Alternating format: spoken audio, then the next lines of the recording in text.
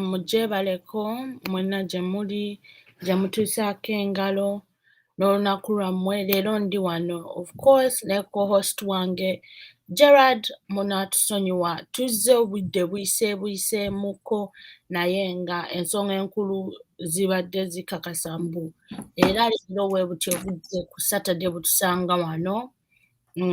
Amanya gange Z Desire. Welcome to ZANJI show. We want to give you a warm welcome. You're not gy'obadde.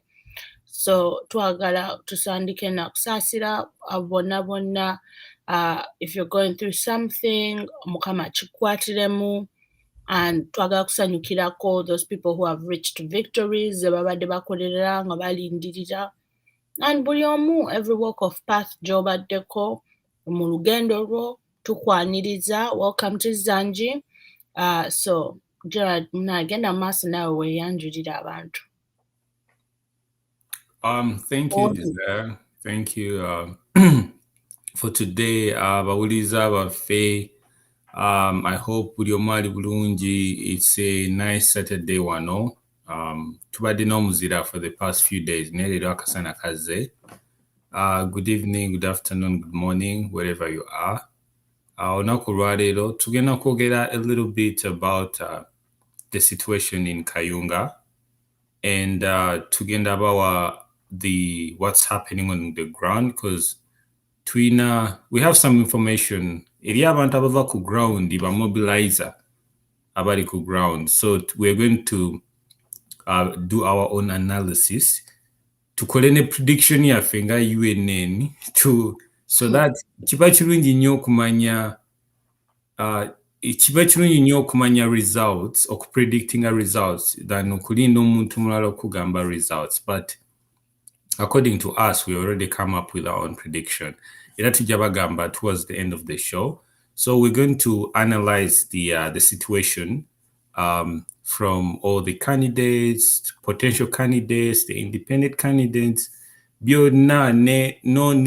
even the deceased FFK. We're going to base our analysis based on every speculation going around. So stay tuned. We're sharing a video for those who you think may benefit from this video. Okay, is that ready to go? Okay, Ngelanga Gerard Wagambie. Today we're going to be looking at the situation echirioku happening in Kayunga right now. So banga you're already or tori wakanga you're not tomanyi what's happening right now. Elanga Gerard watandise kino kyabawo oromugenzi fefe sorry, I butcher his name sometimes. Fefeka, yeah. Kubanga omugenzi Fefeka eyasangibwa ngattibwa nga bamusibye omuguwa ku muti eyali chairman 5 wa Kayunga. So kati balina okufuna chairman omulala awo. So eyo yensonga eri mu ddiiro campaigns zatandise dda. So tubadde twagala tusooke tutunulemu kino lwaki kibaddewo ate ffenna tumanyi omugenzi Fefeka kye yafiiririra ttaka nakuba mukuumi wa ttaka. Ate bw'okuuma ettaka n'oba mukuumi w'ettaka oba olikuumidde bantu ba bulijjo. So tugenda tandika ne video yaffe esooka eya leero then tugende nga tubaanukula nga bwe tweyongerayo ne topics. Next week, the president and the chairman of the party, His Excellency John Kaguta Museveni, will be here also in Kayunga. Ate yali yetinakwedo wano pakalwa akanonyereza mu ggombolola y'e Kayunga ng'onatalaza ebyalo eby'enjawulo mu kitundu kino. Abadde yegattiddwako Fred Nyanzi omu ku bakulembeze mu kibiina ki NUP ng'asuubiza nti bagenda kukola ku nsonga y'okugatta abakulembeze e Kayunga.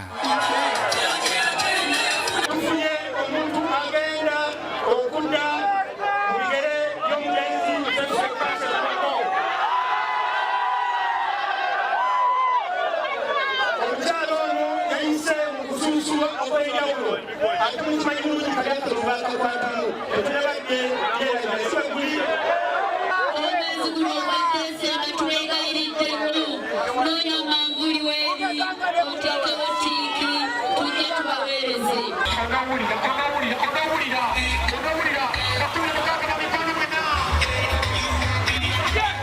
olunaku olw'enkya bannakibiina kya NRM basobola okwegattibwako Ssaabaminisita wa Uganda Robin Nabbanja, baminisita okuli avunaanyizibwa ku by'enguudo mu ggwanga General Katumba Wamala nga bano basuubira okugumba eno okwegatta ku Andrew Mwonge okulaba ng'awangula obukulembeze bwa disitulikiti eno. Kyokka ne bannakibiina kya NUP basuubira okwegattibwako omukulembeze w'ekibiina kino Robert Kyagulanyi Ssentamu nga bano nabo amakanda baagala okugasimba eno okulaba nga Harriet Nakkwedde awangula ekifo kino. Nze Zubairi Lwalira, BBS Telefayina, e Kayunga.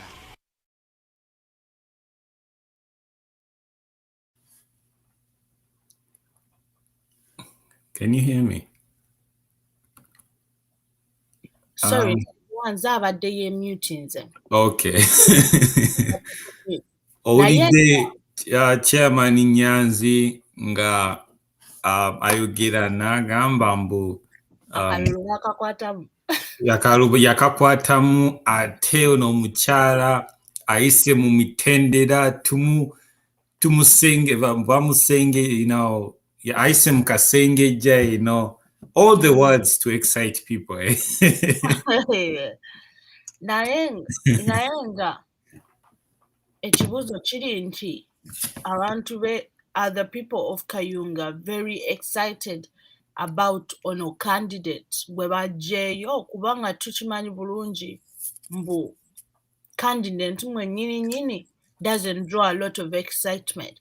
Naye nga kirabika ekidrawing excitement abantu baagala kwogera na omanyi tumuyita sijja kwegatta mu mweyo category. Naye nga legally ye elected ye bamuyita batya, he's the legally elected president wa Uganda. Wetuba tukitadde that way kuba akalulu fena tumanyi Museveni yakabba twakirabira daylight. There is no need okwegaslighting. Obululu twalaba ng'abubba yali munyiivu nnyo we yatwala acceptance speech ye. So mu mitendera emituufu Bobi Wine ye legitimate president wa Uganda yalondebwa abantu. That's by popular opinion. But popular opinion ddoboozi ly'abantu sebo saagala atojje obifuule omusajja ali just popular.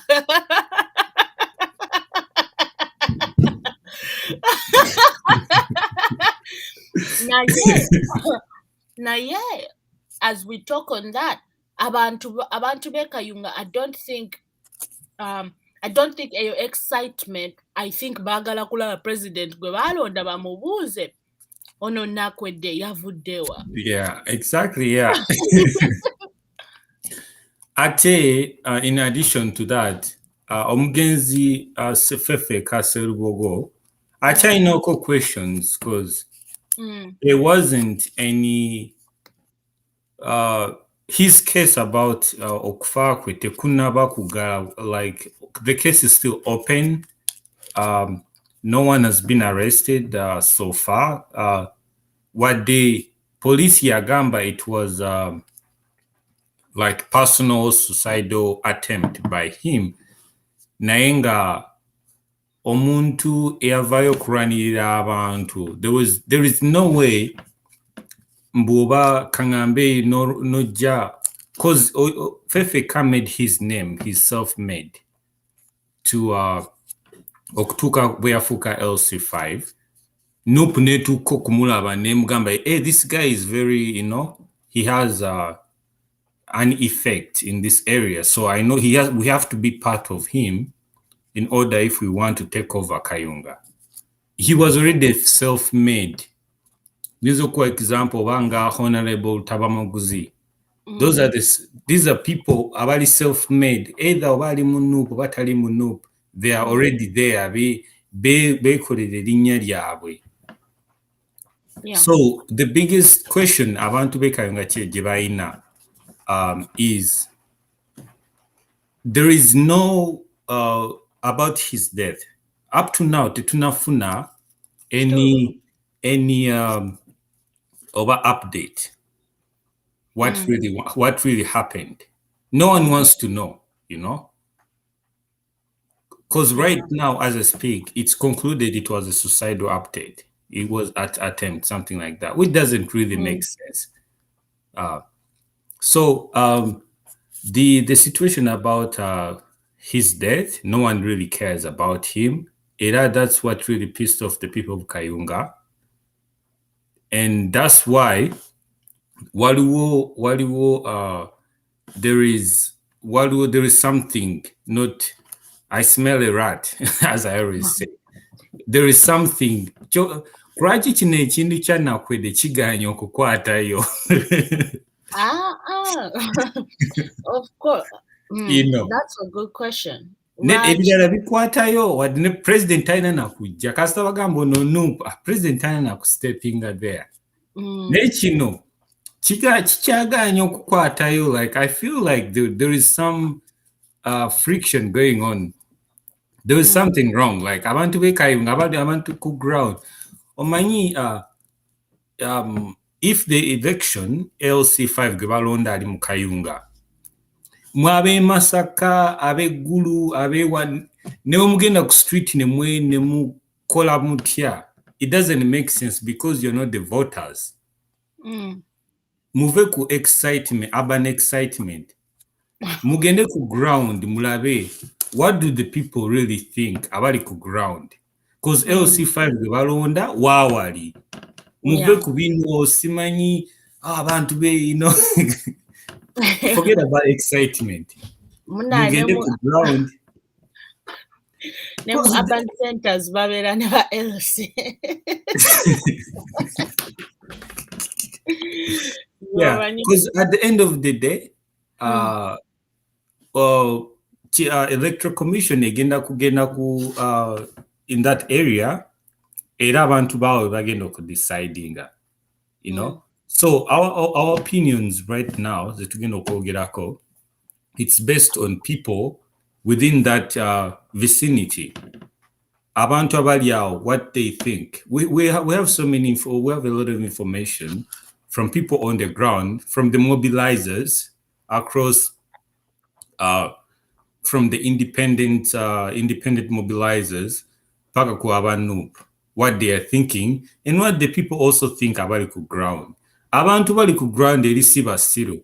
Mujjukire bino ebintu tebyatandikira ku mugenzi Fefeka. Byatandika dda from Nantaba. Of course. You know, nemulaba how Nantaba we NRM bwe yatuuka okumugula. Si kumugula naye she went there for the sake of the people. She went there with her own terms and conditions. And that's why she up to today yomu kubukaba omuntu ali mu NRM abantu gwe baagala. Abantu bamwagala ng'omuntu ne tebamwagala as an NRM agent.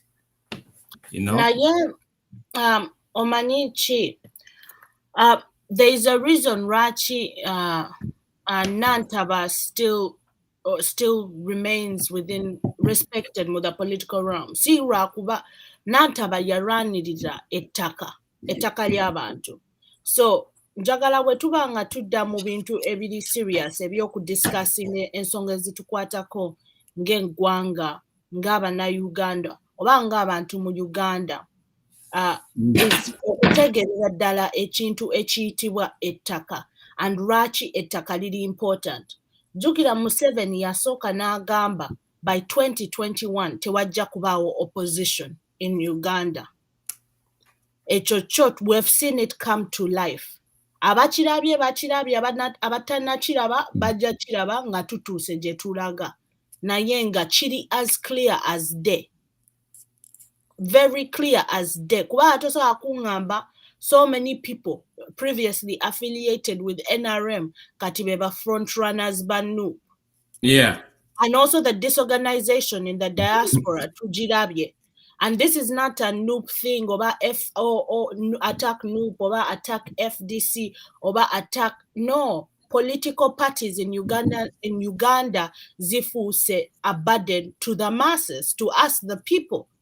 abantu ne bateekawo emitwe gyabwe ne bakubibwa eno situation gye twogerako mu Kayunga. These are people who have been tear gas babakubye emiggo and a year passes ne batta and allegedly it was suicide naye nga the circumstances around his death tezi pointing at suicide kubanga yali arwana ng'aganye n'okusigning empapula ezi permitting to drain the swamps okujjawo like ebibira.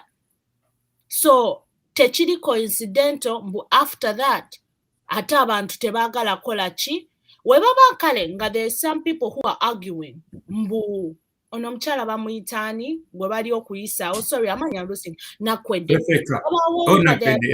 sorry wabaawo nga there's people arguing mbu nakwedde really akutteyo ki abantu bali kulinda ate ki campaign trail okujja efuuse mbu president agenda kujja ajja kuyita mu Kayunga. Kati sooke tulabe kano ka video nga bannyonnyola abantu abazze okulaba president. On Thursday wasn't our elected president, His Excellency, supposed to okugenda e Kayunga.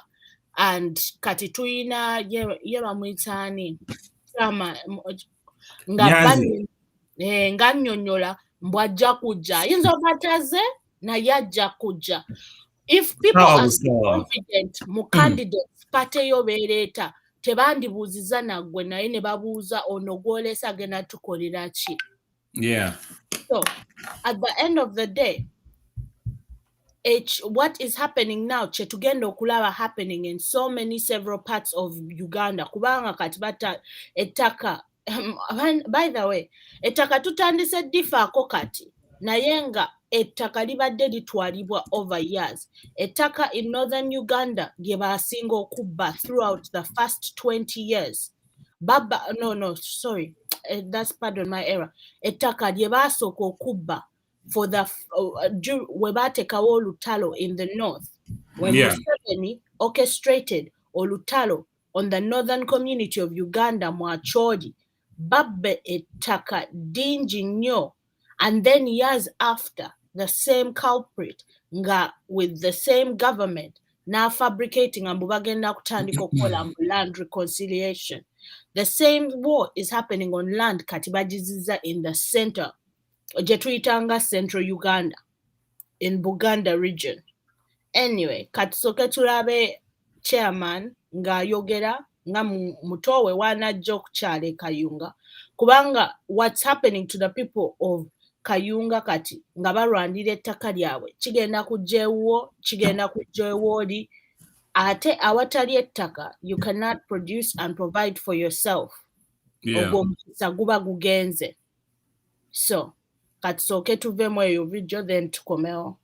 Waliwo nti ababadde wano nga bagamba ffe tuli wano just to criticize naye ne batamanya mbu eno this is people's sustenance, way of life and survival. Not even just survival. Abantu obasenda n'obajja ku ttaka of which this government and parliament has done kubanga neither parliament watched ng'abantu we babasenda nga ku mataka gaabwe wherever there was desire nga tetunagenda mu video. Yesterday nalade ndaba show yadde nno mpanvu waliwo yagambye UNN mwina obwenge.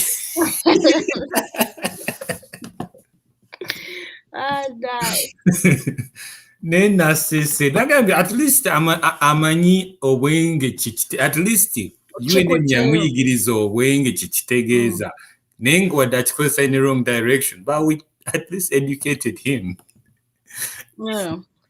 Muna, you know, we're all here to learn naye nga n'ekirala kiri nti even though fena tujja to learn naye nga abantu tebatute a moment's time okugrasping a situation. Bannayuganda tulina okuva in the illusion mbu waliwo someone who's going to come and make the situation better.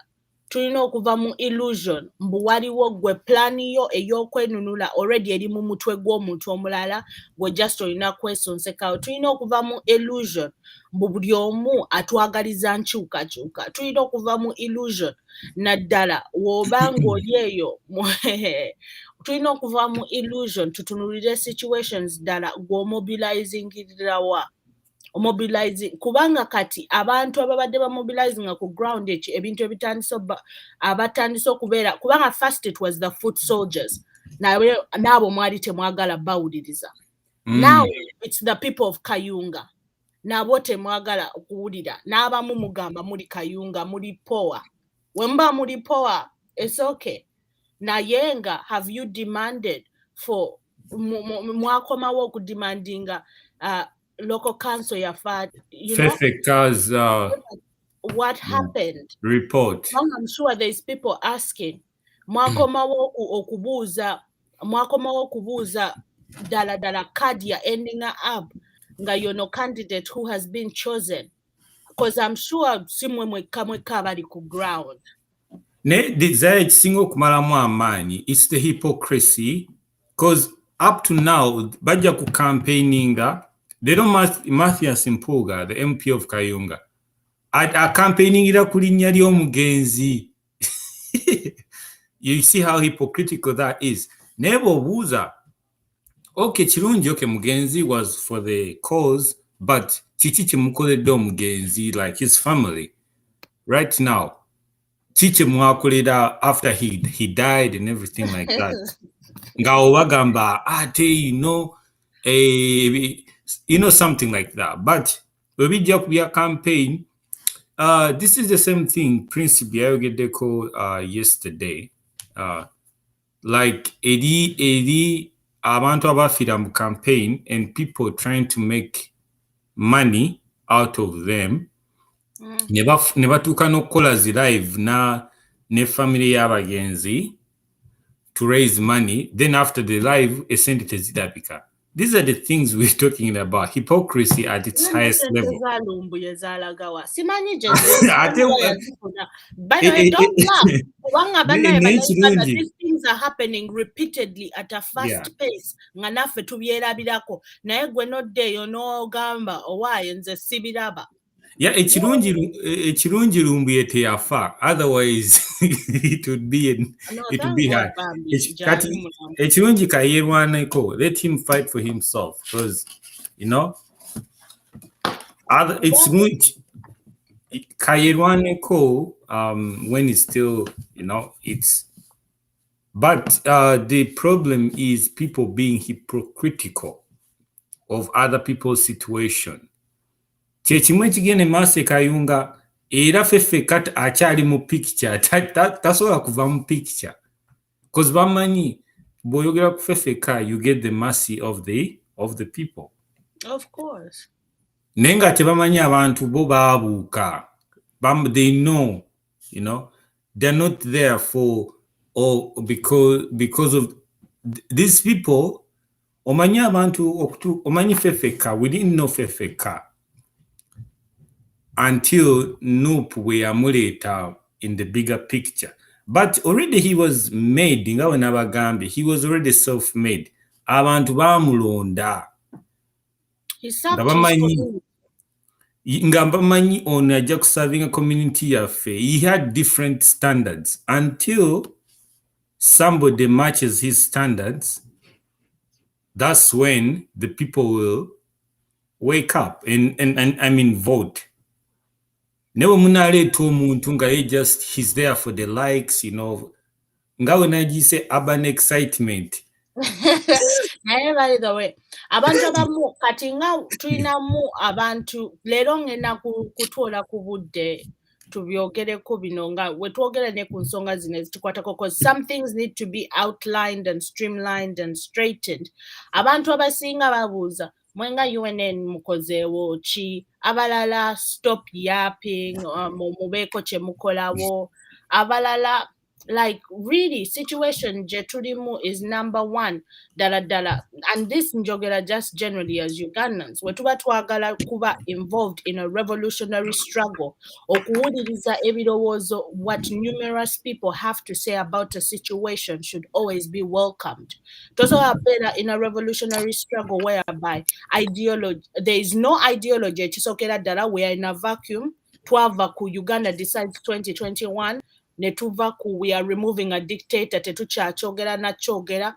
Where is really the ideology? ideology chije tugoberera. This is just a question. Omuntu wabuuza this question tekitegeeza genda omutuge, genda omubeereko, genda omubuuze kikyakozeewo. Abantu bali allowed okubuuza ebibuuzo. Ate n'ekirala. Desire. Simba wakati yao. Solinde mmalirize. N'ekirala w'obuuza UNN mukozeewo ki? Exactly. Fe wano weetuli, totulaba wano tuzze, tugenda kwogera ki kye tulabye ki kye tumanyi, and you're invited as well. If you have a different opinion, ng'olina gwe ky'olowooza is the truth, ky'oyagala abantu bawulire, as long as kigenda ku making us sure mbu twenunula ng'Abannayuganda, you're more than welcome to come and share. Naye nga tekiyamba kuva eri na busungu bw'ozimbye out of nothing. Kuba tosobola kuzimba busungu out of nothing. Ogenda kowa. That's no life to live. You know? So, w'obanga gw'olina by'oyagala okugamba abantu, bambi, feel more than welcome okujja to share your opinion.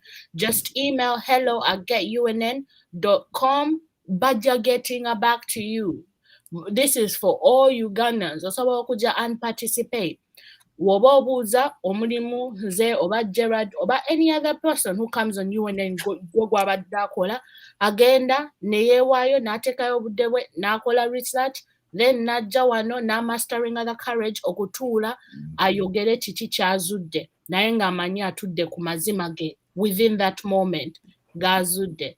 So just addressing n'okugolola ekintu ekyo. Gerard, genda maaso. Yeah, just to add on that point, if somebody says UNN mukozeewo ki, if you've spent more than 3 months on UNN, so I could down, because if you spend more than 3 months and you don't dig in the information we're trying to teach you, together you're biased, because there are people here who spend all the time listening to all the shows.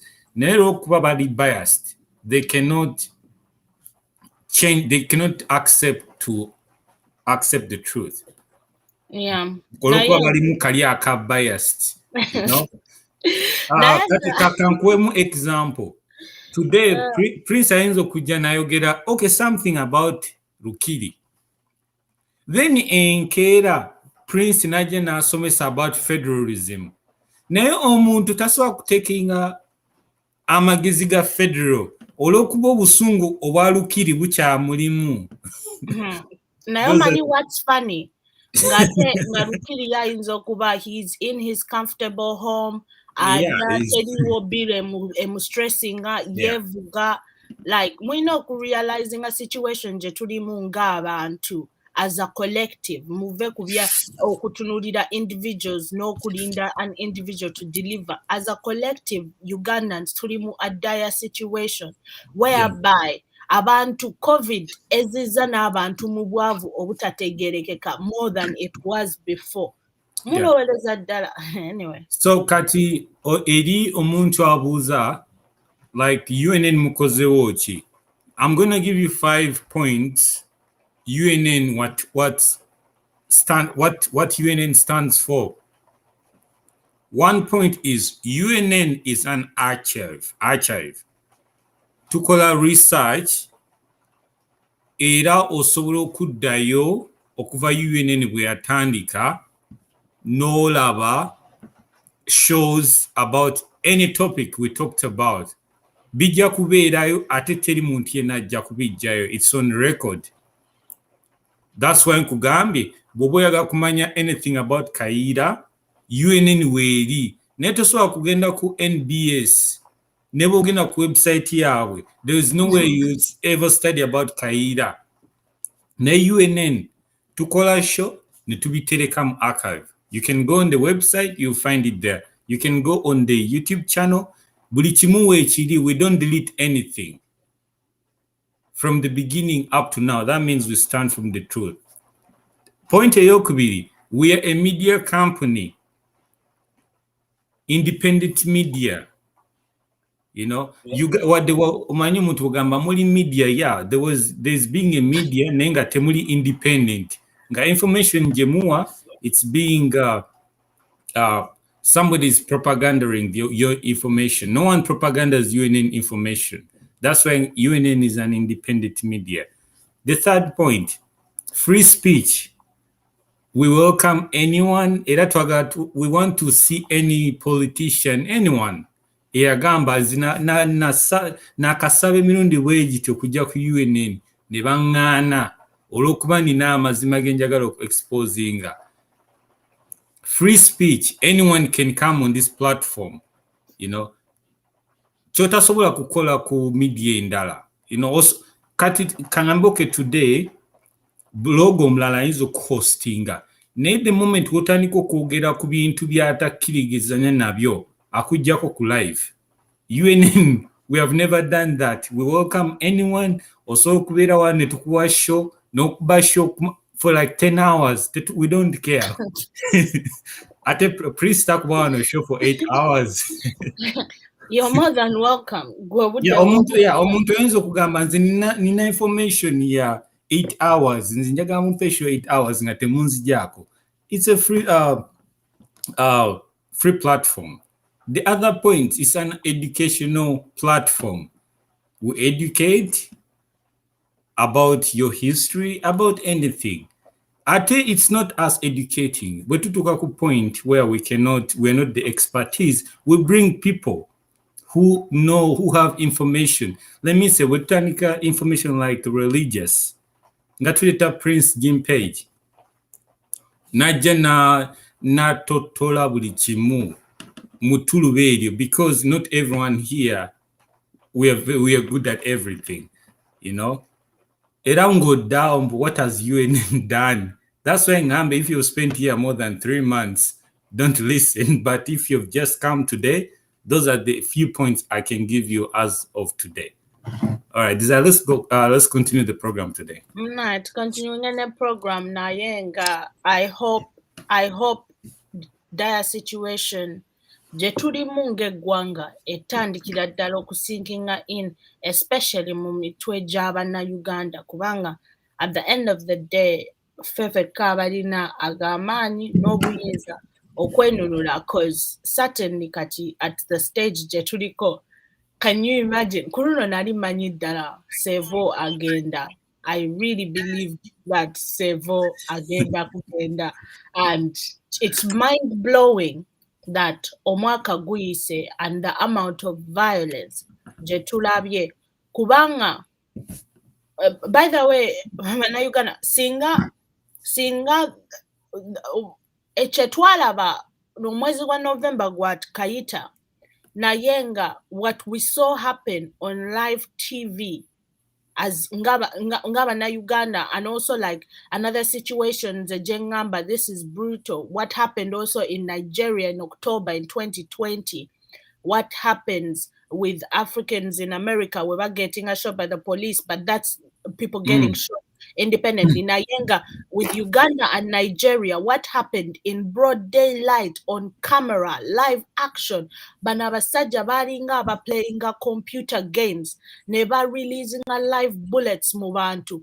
The fact that no one has been made accountable for that, fengaba na Uganda, we must put them to account. Like packed to this day.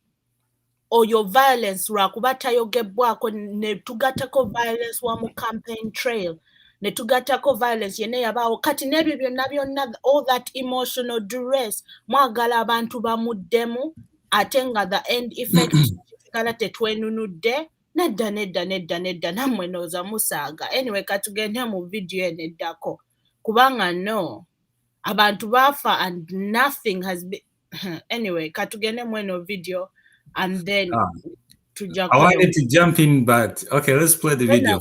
Again, because okay, so ku issue that tuno kwerwa nanko nabade narabye video ya Jim Crow. Jim Crow, it was a time in the US ng'abazungu mu budde bwabwe bw'eminembe bagenda ne bayiga abaddugavu wano mu America. Ne bagamba uyo muddugavu ne bamugoba ne bamukwata ne bamusiba ku muti ne bamutta ne bamutuga ne bamusalako natti ne bamubaaga ne bamuukya ate si ekyo kyokka ne bajja ne batuula around ne bakola akasiki ne beeyagala ne bazina ne bakola naye ng'omuntu bamutuze bamusse. And this was 1975 of recent. Ate abazungu be bamu bemugenda ne mwerijja ku embassy zaabwe simanyi ki ne musaba mu bajje bayambe abaddugavu mu Uganda ng'abaddugavu wano be baatuga ne babaaga baatuka n'okubalya mbu abazungu bave wano bajje wammwe bayambe mmwe so because that's the whatever. Okay, this will be the last one on that topic. Whatever ne Jesus yali bwe yawulira mbu ekkanisa bagifudde akatale yagenda Jesus kati mwene Jesus anasinga peaceful demonstration. Jesus yagenda n'akozesa violence n'agoba banaaba abasuubuzi ebintu n'abiyiwa buli kimu. aba disciple agamba naye lwaki okozesa violence? Ndagamba eno nnyumba ya Katonda temusobola kutundamu byamaguzi muno. Kati Jesus teyakozesa peaceful demonstration. Ate who are you? You know? It's all well and good. Nayenga, the fact that we have no strategy coming from, if these are our elected leaders, connecting wakavidio ako wakalabye omusajja yabadde akolako naga mutwali tukyali awo n'atugamba mbu ajiziza mu kkooti y'abantu. No, the fact that ebyo ebintu byonna byabaawo and there is no follow up of communication. Kuba mugenda kirane mu case ya Kayunga of communication of how fenga Uganda we can communicate. Wait, actually we should play that video if we get it. Let me see if I have it. We should play that video. Omanyi bwe tukwekereza ate it doesn't help. It's good. No, because like abatukulembera oba ffe betugamba twalondo tukulembera be balina okubanga kati batukulembera okuteekako pressure ku system tubuuze bannaye kubanga waliwo omuntu omu ayinza okugamba question is ani yabatta tumanyi Museveni ye yabatta. Well, lwaki twalekerawo okusa pressure ku Museveni? Lwaki twalekerawo okusa pressure ku Museveni's government? Lwaki tetulina intelligentsia eyaffe? Kino waliwo eyajjanga n'ayogera ku intelligence. Lwaki tetuzimbyewo just tetulina any strategy plan? So by the way, wobanga oli Munnayuganda nga you haven't come to the awakening, ddala truly in dire need of strategy. Yeah. Ogenda kuba olina okusanga Bannayuganda bo abeetaaga ettaka lyabwe right now in Kayunga lireme kubbibwa. Oli basanga mu Uganda yo gye beerwaniridde. If you are Ugandan nga gwe kikyo kiri anyway, oli sanga abalwanidde kye balina okulwanirira right now. Kubanga eno isolated pressure gye bazanya mu politics okussa in different places kubanga ffenna twakulira Uganda. Naye nze nali simanyi olutalo, by the way, olutalo lwa Choli naluwulirira na Bulaaya, talking about Koni nasooka luwulirira na ku international TV nga Barack Obama agambye tulina okukwata Koni in one day. Oba simanya neyo project gye bakola in 2012 eya Catch Koni. That's how abazungu, yeah. But Koni 2012, it's a documentary. Bajja ne bakola documentary ne bajja ne bakola. I know some information about that. Kati those college students we bajja ne bakola documentary Koni 2012 ne baddayo ebweru and the fundraise is almost $20 million, but none of that money really showed up. And it ended up being embezzled by the same abazungu abajja okola documentary. And one of them ended up being in jail. because of that. Nze nina mukwano gwange we finding out by Uganda namba t-shirt n'akakomo naye nga nze simanyi na bino ebintu gye byava n'agamba mbu yabigula yali ayamba ffe naye nga nze ng'omuntu eyali akulidde mu Kampala I had no idea about what was happening in northern Uganda. Lwe luno olutalo Museveni lwagudde ku bantu abanna-Uganda ate si Museveni yekka kubanga parliament, government ne how politics is played mu Uganda chiyamba Museveni to play out this war on the masses ng'ate mwe mwesibye mu illusion mbu simanya mwe mujja kuba fine mujja kuyuwa omubiri guyuwirewo community yo nedda toseka omubiri guyuwirewo community yo naye nga one thing that I can say about Chenayiga is number one okwebereramu. That is one thing I can take out of jetuvudde yonna jetuvudde tuyina ddala okwebereramu ate bw'obanga ogenda kwebereramu look around you. If it makes sense, then weberereddemu. If it doesn't make sense, okyalina okwebereramu. So katugende mu kano ka video tweyongereyo ne program. Munatusonyiwa even ye yali ki oluusi ne wetuba tetuli ku topic tusigala era nga tuli ku mulamwa kubanga zino nsonga zitukwatako fenna ate nsonga z'amakulu. Katugende mu ka video tukomewo.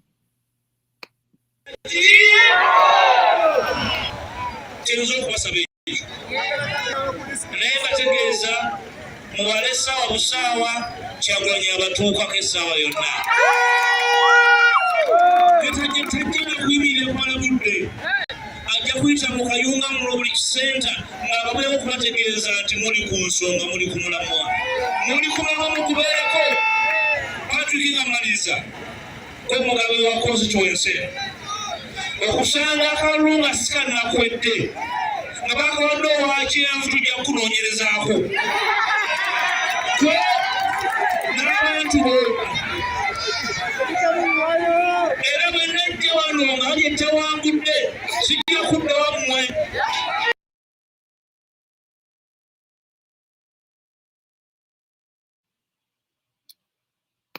Mukulikeyo mu bubaka obwo.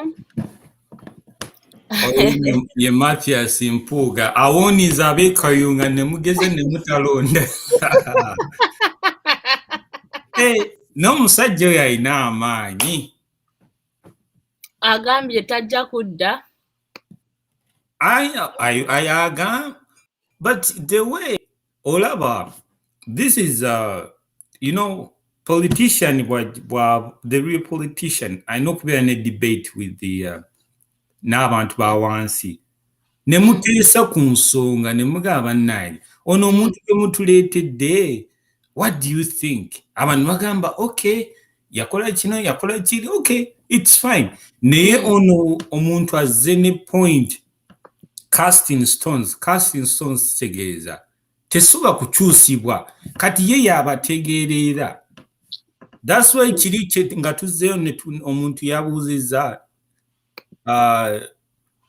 mwe UNN mukozewo ki ne tugamba free speech ojja wano n'oyogera ensonga zo. Politician yenna bw'ajjanga ali one-sided kitegeeza yeekuba ku ludda lumu kitegeeza yeekubidde ku ludda lwe gwe tasobola kuwulira oyo tabeera politician era tabeera for the people. Nogenda maaso. No, yeah, you can jump in.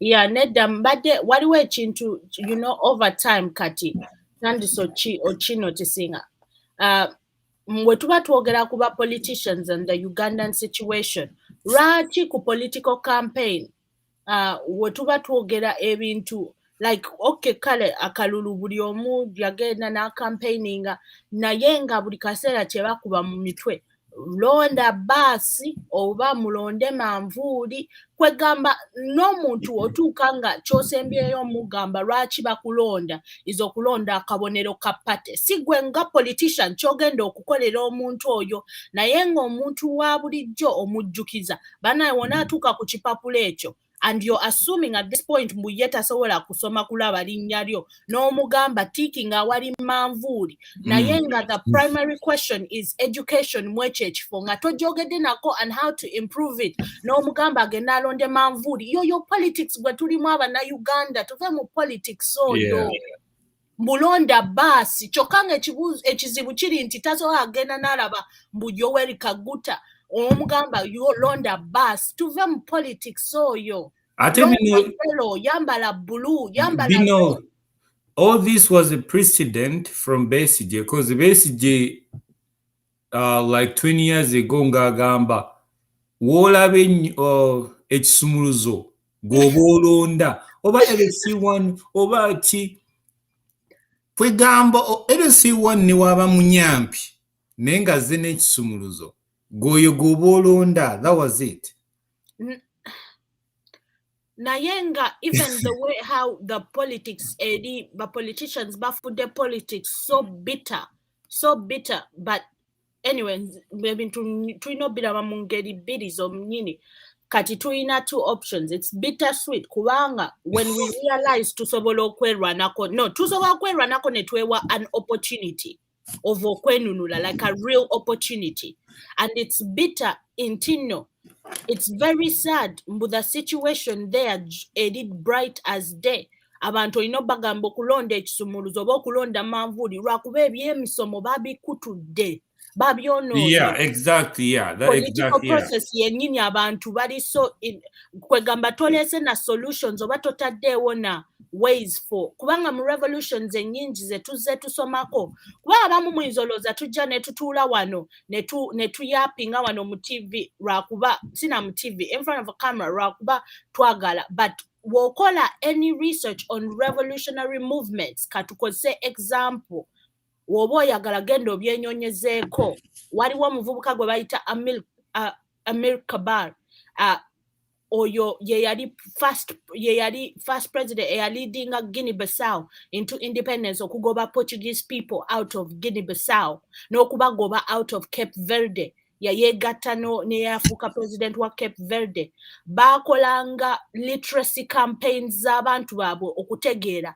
kiki kye balwanisa and lwaki bakirwanisa si just kugamba abantu bo tebalina nezo options kati abafirika they have left us nezino political frameworks muloza so much of a change is going to come nga tetwe educating ze politically kasita tulonda manvuli n'ekisumuluzo ne bus oba ne twambala red ne yellow tuvemu ebyo ebintu.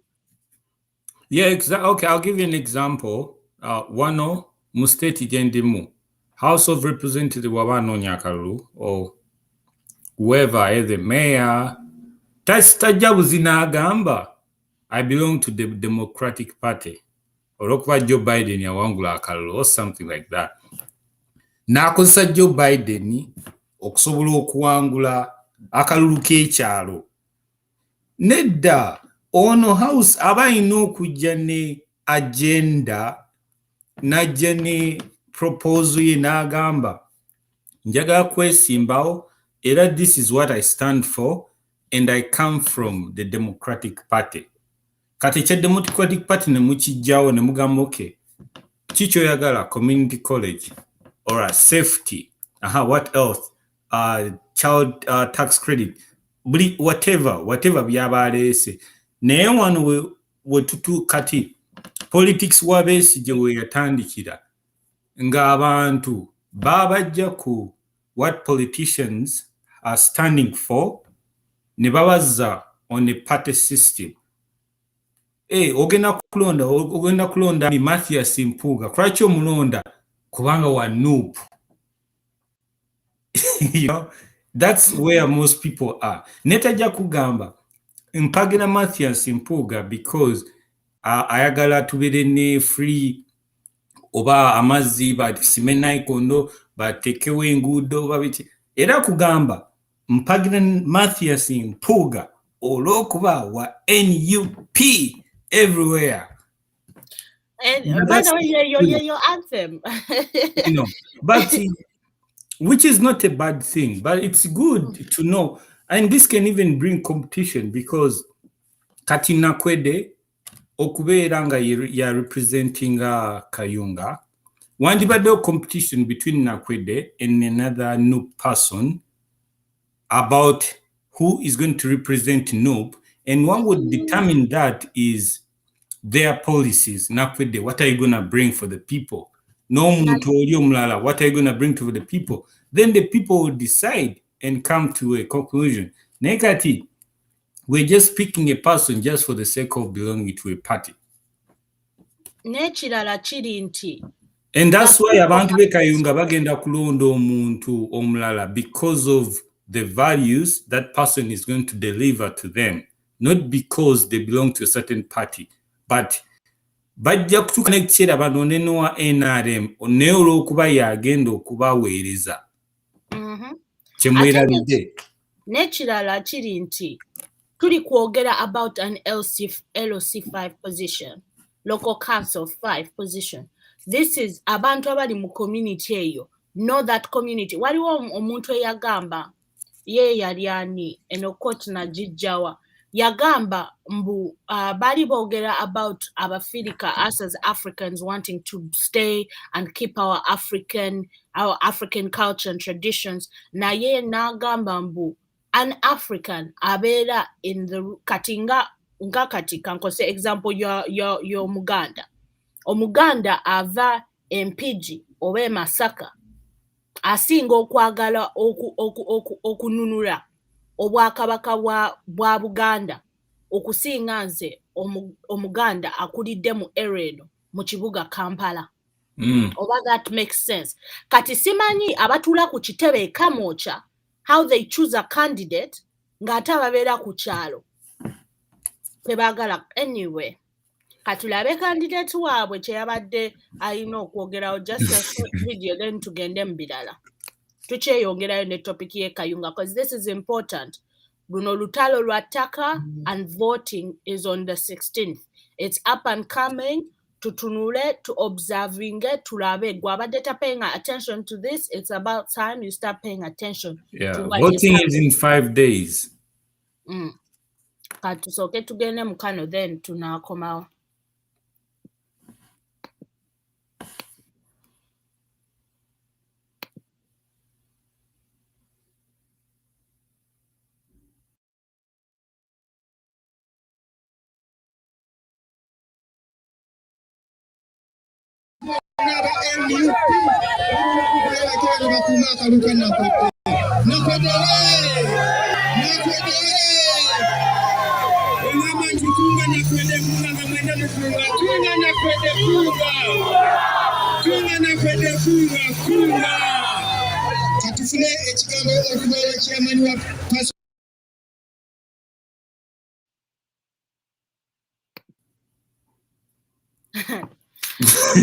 Bakyava mu masaati ga Malcolm X. Oba, by the way, Malcolm X ye revolutionary alabye. Buli ayagala agenda n'amwambala, buli ayagala n'amwesibako, buli ayagala next Marcus Garvey, next Mandela, next Malcolm X. Malcolm X,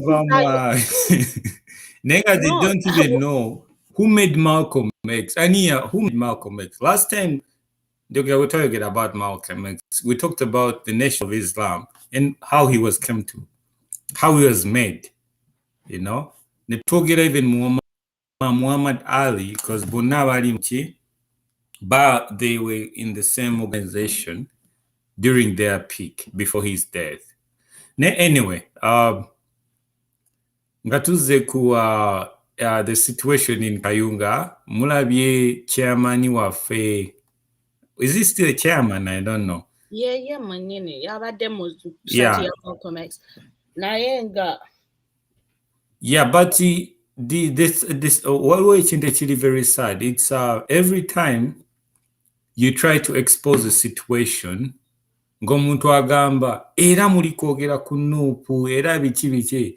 Yeah, we're talking about this because we need to expose the truth so that people don't lose their lives. Because kati betwogerako abantu singa abantu bali tebabatta okuva mu November elections nga bwe bakukwata ng'owagira Nuupu ne bakuteeka mu kkomera after like 6 months ne bakuleka. ne mulimu okutta. That's why we need to educate those few so we can maybe be aware. That's why we're talking about this, and that's why we're really like concerned, because chirimo kufa. If you're there and go okay, UNN crachi mulemede kunup. Yeah, it's with tulemede kunup. It's because people are losing lives. That's why we're trying to educate more people. But they make Uganda with the bandwagon. I'm sure if the situation in Kayunga gets out of hand, our police are they are trigger hungry. Trigger happy, yeah. Trigger happy, whatever, trigger happy. But they're ready. Era mulinde ko 16 isate bagambe eri impigi. Teri impigi. Munja kulaba. There will be casualties. If those people tebaba bulilide, if they don't get the information, we can have less casualties. But tunasigarao base genda or whatever. Tugenda namu tugenda chiwawa, I don't know, that's why abantu bangi bafa. Why do people just go like that? Kwacha abantu bakiririza just like that, and ogolo kuba tofa obolo kuba none of your family member dies. Tekitegeeza mbuki it's not a big issue. It's a big issue because tomorrow may be one of your person. That's why we need to preach. We need to expose so that buli muntu agenda mu election afunye some sort of civic education.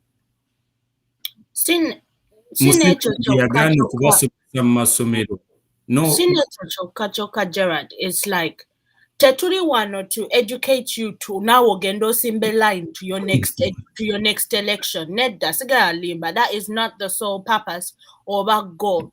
Truly re-examining the whole election process as a whole. Simanya campaigns, simanya abatula mu parliament, parliamentarians, bari kuchi, like budijo nebuza mateka chi parliament gafe geyisiza. Nebuza wuyo China to the airport, wuyo abana lumuna laba yali omwana wabuwala yali afiride munsiza abawalabu nga naye even the Minister of Foreign Affairs tasobola kujamba kuzza mulambo gwe ate nga beba owning these companies. Abana Uganda bana ebizibu tulina bingi. Wuyo kati baagala tufune endaga muntu, wuyo kati buno batuzunziza batuzizeno mwete mukoye kuba with such a dysfunctional parliament. Now, if we all blame it on Museveni, it is okay to getting rid of Museveni. Parliament will function. That is not how it is all a re-examination of process. What other processes that sobolo kweyambisanga abantu tutuse in an era with sobolo kutunudide chintu tumanye dala mbufenga abantu, we can affect how it functions nengeri je tufugibwamu kubanga after Museveni agenda kuvaako ate oluwete lulina wala naye. If we're not prepared for that time after Museveni nga tukyalimu ono volongoto gwe tubaddemu. Yeah, I totally agree with that desire because Museveni agenda kuvaako naye ani agenda okumuddira, like what Chichiringanga of America, they got rid of George Bush Senior, ate George Bush Junior na komao. They come out for 2 times. Yakoma mu part 2. So Naturally, nenga George Bush Senior yasigala mu background ng'agamba mutabani we ebyokukola mu White House. Bona chechi bona twala tugende same naye nga njagala ku readdressing si kibi omuntu wabera inspired by Malcolm X, si kibi at all. Si kibi omuntu waba inspired by Marcus Garvey, si kibi at all. Si kibi omuntu waba. It's always good to call a revolutionary ancestor into struggle. That is key.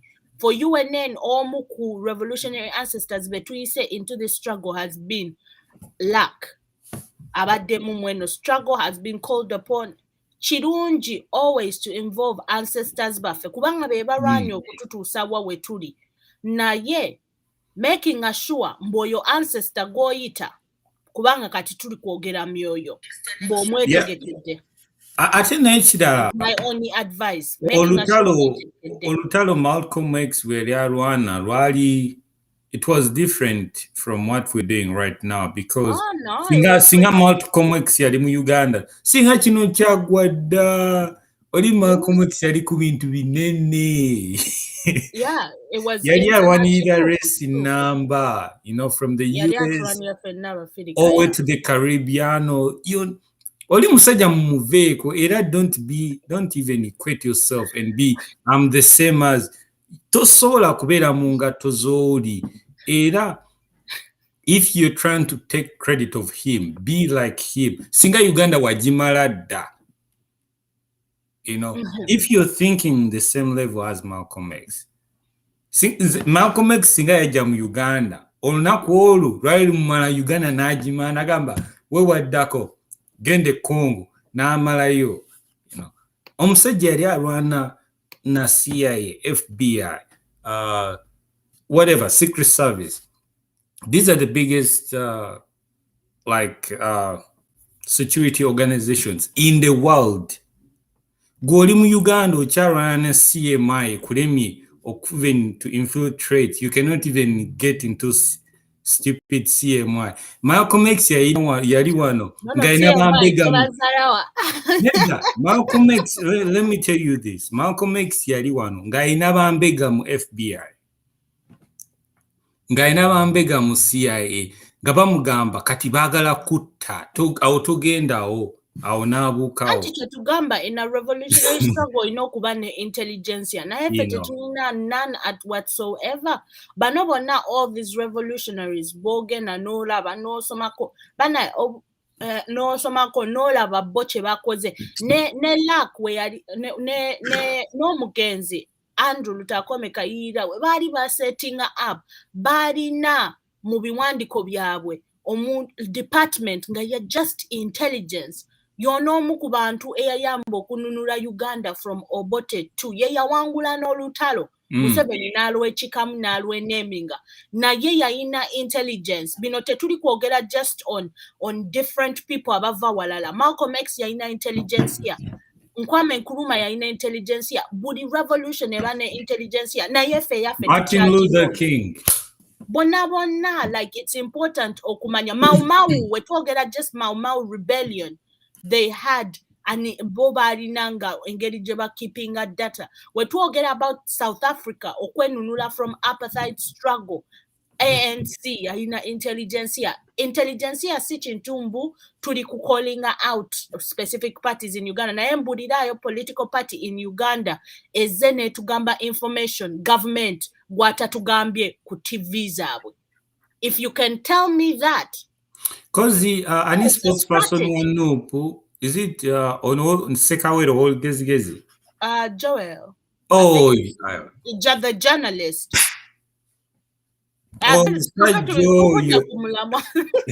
omusajja oyo ayina olugezigezi tubudde ku mulamwa Gerald. Nedda leero kankyogere we tuba tunoonya omuntu tumuwe ekirabo nga yasinga olugezigezi mu mwaka 2021 Joe Ssenyonyi nkyogere yes that guy is so full of himself. Okay, yeah. He's very proud of himself.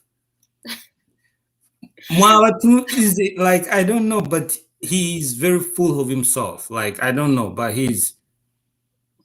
I don't think he's for the struggle. He's struggling for himself, not for the what was funny? Him. What was funny, when the whole thing started with the airport saga, Katinjita airport saga, he posted and he was talking about how dealing with politicians is very hard. Like they had uncovered some unknown gold mines. Atebia Kakana, a week or 2 weeks from there, airport, airport still in the air. Nengamba, I thought you dealt with it. Like, I thought this was done, dusted. You're dealing with them. Like, anyway. Nayenga, that just shows you people are getting more exposed and it's going to happen more. So the sooner go, like, abamuba nae move kunywanto. Tell you again anyway, like, we're grown. We're like, Tutu say, nadala our generation, banaye. Bana bafebe bagendo zalibwa mu Uganda eno. And it's volongoto. Nze simanyi if you come into that. Naye, I'll talk this today before we go to the next video. Bana Uganda umunakkiriza ne mu ba politicians bana abagenda okujja. Ne babakkiriza ne baba keeping her in the box, you know, in the bubble until the next elections. Awo nze mba nkivuddemu kozi nkimanyi bagenda kubafumba 1 year guyitewo, omwaka mulala guyitewo, kati omwaka gutuuke nga elections ziri kumpi okutuuka, mwenanga mumwepise mugambe kulunajja genda era muddeyo terms bidding azigenze terms ezokusatu after 20 years oyo afuuse another Besigye bafune omuntu omulala. Omanyichi, sorry, nde, omanyichi. This is why nagambye mbu dala abantu abali like kubanga wetubeera mu urban centers zensi zino, like wetubeera mu urban centers mu Kampala buli omu alimu just kayola n'oba toyina nnyumba ofuna w'opangisa bla bla bla, naye olowooza abantu b'e Kayunga abazaalibwa bakulibwa Kayunga generation after generation bagenda kukkiriza ettaka lyabwe litwalibwe nga balaba? No. Olowooza abantu olaba n'abantu when the war happened in Acholi nabo beerwanako for all those years. Koni yajja out of okwerwanako. Mulowooza abantu mu areas ezimu nga Karamoja nabo bagenda tuula basirike. Mwabe Kampala mwababeera mu urban centers abaagala okubeera aizulu cool, naye mumanye mbu abantu abamu bagenda kwerwanako kubanga kati the matter is yeah, exactly, yeah, I totally agree with that. Sometimes nze ndaba bagamba abantu abali mu kyalo bali mabega oba bawutta oba whatever, naye ate nze nkirabye abantu abali mu kibuga ate be bali mu kyalo. Abantu abali mu kyalo ate be bagezi. Because they stick to their norms.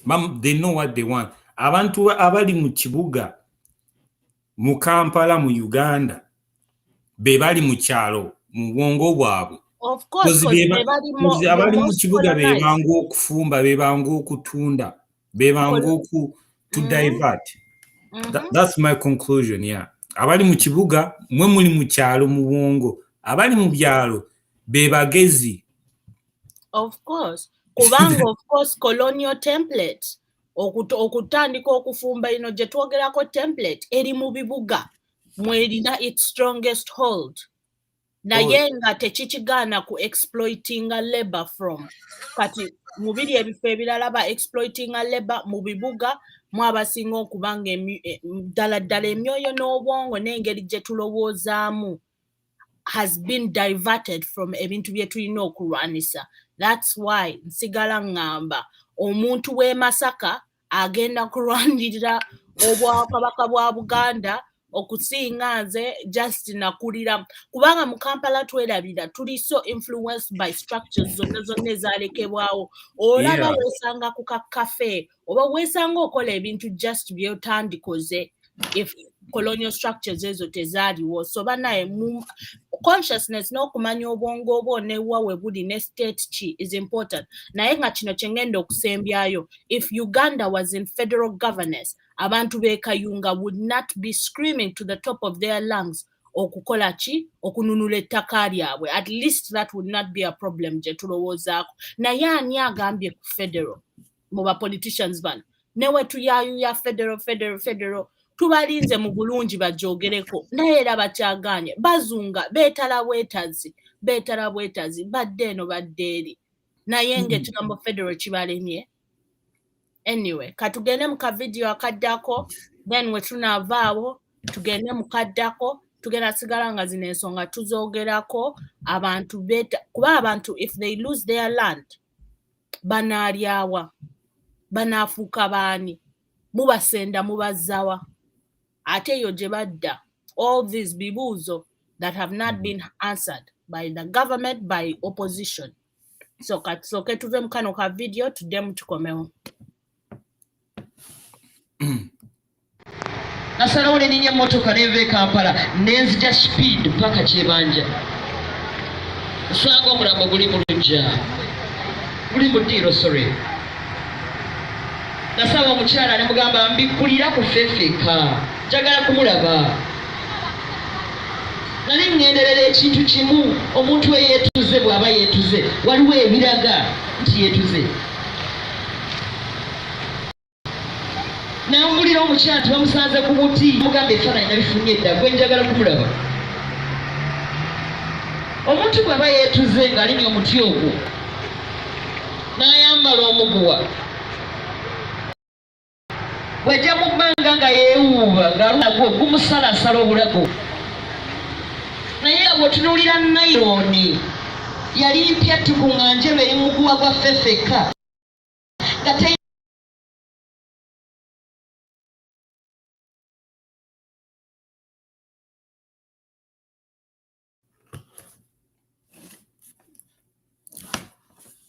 Why? Only the message from Ida Nantaba.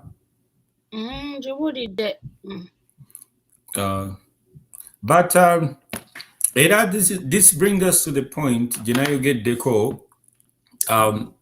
Today, abantu abali muka kaluluka nakwede bachakozesa credit ya ffeffeka okuleeta obuwanguzi oba attention to nakwede, but which is not a bad thing. Naye nga on the side of ffeffeka, why don't you tewabadde report, like the case is still hanging up to today. We don't know what's happening to his family, whether you guys are taking care of any kid or anything, or any of his wives, or mchalawe. But I won't be here and stand and look at somebody being hypocritical to somebody who is deceased. Singa badde mulamu ng'ali mu kkomera nandigambe okay, ayinza okuvayo mu kkomera obanga baateesa naye yafa. Gw'oli wano okozesa credit ye. And I will say this until we have a report about his death, which I know opposition temutasobola kukola. There's never been any report from opposition, independent report from opposition on any matter. Nga tuvudde ku ffeffeka, anything else. The mother, olaba bano abantu bonna abafiira mu campaign trail, wandibaddewo independent report. It's as simple as that. Hire an independent investigator. Akule report mumukitike mu file. Balina report ojjukira gye batwala ku UN, when was it? Human Rights Commission, but journalists ne babakuba kibooko. There is that report. Toseka. There is that report. Kubani abagikoleyo? Of course, was it from the opposition or it was from the NGOs? Of course, it was from the opposition. Yeah, kubanga najisoma, like some cases are in that report, and your report it can be accessed. No. Kati olaba kipano kyebakola. Bakola case nge ekwata buli kimu. We don't want tetwagala something which is communal. We want independent. Ne bagamba ffeffeka eno report ye nga omuntu. Nkuwulira ezo options zino okubaawo. Just badde ngamba olwana abawatu it's easy okola. It's easy okola report about everyone who died in the past elections without even naming their names. No gamba mu election wait, people died by the government, they were killed by the government between this time period to this time period.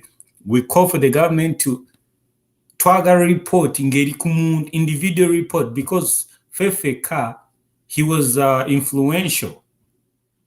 You know, you cannot just compare him to every team, to every Tom, Dick, and Ogamba he Harry. was influential. Sheikh Muzata was influential. No, yeah, Bishop Omulambe Yafa was influential. We haven't gotten anything. Like all yeah. these high-profile murder cases, Dala right now, Uganda, and also your report, Jenjo Gedeko, it was done and sent to the US, ending up on some US website commission. Nadalangeyo, abantu bafebe betago kumanya Dala. What was in that report, and our allies mu diaspora nayenga omuntu wabata so aje accessing ngatamanyi jeri. Maybe for abamu diaspora we think differently, because sometimes we get opinion abantu bagamba crash sajja guno gikola, you know, something like that. Then at the end of the day, I'm just saying what I'm thinking, and I think it may be the truth unless you come with a counter intelligence or something like that. But the thing is, Fefe Kayandibade, his own independent report, Sheikh Muzata, I think it has been an anniversary after his death. I think something like that. Or it's almost Neni Mulindeko, after almost the anniversary of his death.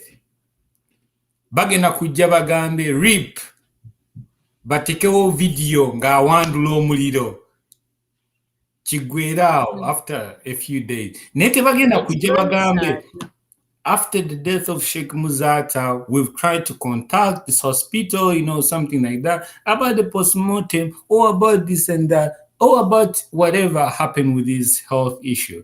No one, tebutikenda kubeerayo. Don't Bishop Cipriano Kizito Lwanga, you will never know about the cause of his death. I would also like to know the cause of Lokech. I don't care about Lokech. No, omanyi why I care about Lokech. It's because Rachi Lokech yafa ate General Wamala nadduko gende in the US. What is breaking apart? The issue with Lokech yaliwo, cause Lokech yaliwo nga batta Muzata. Lokech yaliwo nga batta Abdu Anas Kalisa. Lokech yaliwo nga batta Bishop Kizito Lwanga. Era gwe ng'oli awo oli Ssekibote tosobola kutegeera mbu bano abantu bafa. Era nga you cannot don't tell me about Lokech. No. Lokech ye yanditege Lokech ndoza yali amanyi okufa kwe kugenda kujja. Na yenze, I would say I would be interested in a report for Lokech. Just okumanya. Kuba I don't care about Lokech okusinzira ku byayogera. Ogamba batya abantu betike. Si yagamba abantu betike kofini zaabwe. Ye yabagamba nga neye mweri. Simanya sold what? Lord of Mogadishu. I don't care about Lokech. Kuba Lokech is a big figure of Abana Uganda being sent to fight imperialistic wars that they don't have a role in. Lokech yatuuka n'ekiseera n'alowooza mbu ye muhoozi. Muhoozi ajja kugenda Somalia naye tajja kufa waakoma Uganda. Gwe eyo bagikutegedde. So at the end of the day, ekya Lokech I don't care about. Nayenga mbadde ngamba just in terms of okumanya what's breaking apart mu nyumba ya dictator. Wemba mumulwanisa nnyo in that, but inside dabe batandise okufa. I think that would be valuable information for strategic planning. Nani agenda okuba alayiwo. Nayenga, there is also nothing on that. So anyway, ndoza tugenagena mu segment endala ebadde erina okusembayo in that. Right now, mu Kayunga, waliwo independent candidate akutte omwoyo gw'abantu. Gaanakkiriza akwatiridde ddala omwoyo gw'abantu. And ayinza, by the way, I cannot wait. N'akalulu ne Wakutte omwoyo gw'abantu b'e Kayunga, the ones who matter in the election. That's what people should know. I cannot wait awangule kana akalulu. Babakube, maybe then munaatandika okuwuliriza amaloboozi g'abantu. Kubanga nze enviri zanva ku mutwe ne zinyimirira ku lususu. Omuntu waawuliriza testimony y'aba foot soldiers abaaliyo ate abaana abaali bayiyeewo emibiri gyabwe okutulwanira ffe tucakale tunyumirwe Uganda naye bo nga bataddewo mibiri gyabwe na bulamu bwabwe. Oyinza batya obutawuliriza muntu oyo? Simanyi ddala oba dikoda ki eba yakuyinga oba mukwano ki ogwo gw'oba olina mu mutima gwo oba mu mutwe gwo, naye nga that's toxic. Bannayuganda, we should really stop that. That's not a healthy relationship okubeera with anyone mu bulamu bwo. Tosobola kugwa ddaluwo ogyo. Anyway, katukole ki? Katugende tuwulirize omukulu agenda okugira ku independent card eyeesimbyewo ayitibwa Nyanzi Majid. Era gwe woba Munnayuganda ng'oli kuno ng'oli wa Kayunga bannaye, I am saying nze myself, nze singa nali Kayunga nga votingira Kayunga, I would be voting for Nyanzi Majid. Kubanga era nga Honorable Nataba we yagambye yeetaaga obuyambi mu ntalo z'abalwanira abantu baabwe. Ate nga yeetaaga ki? Yeetaaga Nyanzi Majid okweyongerayo n'omulimu gw'abadde akola. Abantu b'e Kayunga omulimu gwe bagulabye, bagusiimye era bamusapootingirayo ne mu NRM. Ngamba bantu ki abasapootingibwa mu kibiina kya NRM poze nga bali ku alaali. So katugende mu kano ka video nga yeeyogerako ate tuveeyo tujje tukomekereze show, naye nga omulamwa gwe tuli okukomekereza show is watching now Ugandans in different places as elections go on bagenda kwesanga nga kubanga kati opposition yasaanyibwawo akalulu ne process y'okuvoting akalulu kagenda gabanyizibwangamu paka wekinaatuuka nga ba independent be batandika okuwangula. Jado ina kyoyongerezaako? Kasooke tulabe video eyo waliwo abagamba ate Nyanzi Majidu yaani. Katugende mu kano.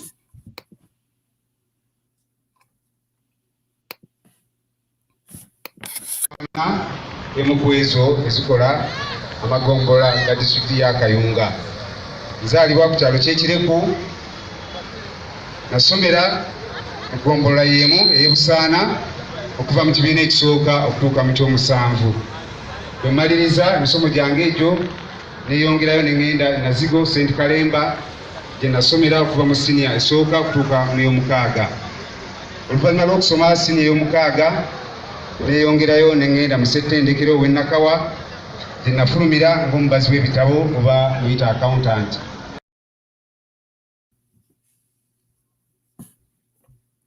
Nyanzi, he's also an accountant in Nyanzi. Nice. Awo tebagenda mubba akalulu agenda kabala to the last. Right. You know, he's wait, what is this? Okay, abatamanyi Nyanzi Majidu, he's independent. Era according to information Jetwinanga UNN, we're gonna share some of the information, but because of some people trying to be anonymous, you know, just to keep their identity, you know. Bogere Chiruku ground, Bagamba, Nyanzi Majidu, he represents their interests. Nga abantu be Kayunga see because of you wagira Nup ne atoli oli Masaka oli Mukono. No, this is about Nup, but it's about the interests of the people of Kayunga, because akaluwe kana atuka mwabe Masaka temuja kulonda abe Kayunga bagenda ki okulonda. So information gitubawa, it's from the people who are going to vote on the 16th. And this is what they think. They think Nyanzi Majidu represents their interests. And to make matters worse, Nyanzi Majidu wafuna backup from Ida Nantaba. Because Ida Nantaba already aina abantu, she already has a foundation there. Nupe but teina engeri jegena kuangulamu. Not because tebagala Nupe, but because of their interest. They have to secure their interests. Kati abasinga ono bagenda kuvuma bagambe tebagala no bana abantu balina interest zaabwe era bw'ojja wano n'ogamba nze Nyanji Majidu nja kujja wano mbererewo ku tteeka ly'ettaka era teri muntu yenna agenda kujja wano ayise etteeka ly'ettaka nze Nyanji Majidu nga nze LC5 wammwe ne bagamba kiddemu ogwokubiri n'akiddamu ogwokubiri agamba kiddemu ogwokusatu n'akiddamu ogwokusatu ne bawandiika wano chairman owuliddaawo Nyanji Majidu nga bakubawo akabonero. These are the people kyoba ngambye mu abantu abali mu kibuga obwongo bwammwe buli mu kyalo naye emibiri giri mu kibuga.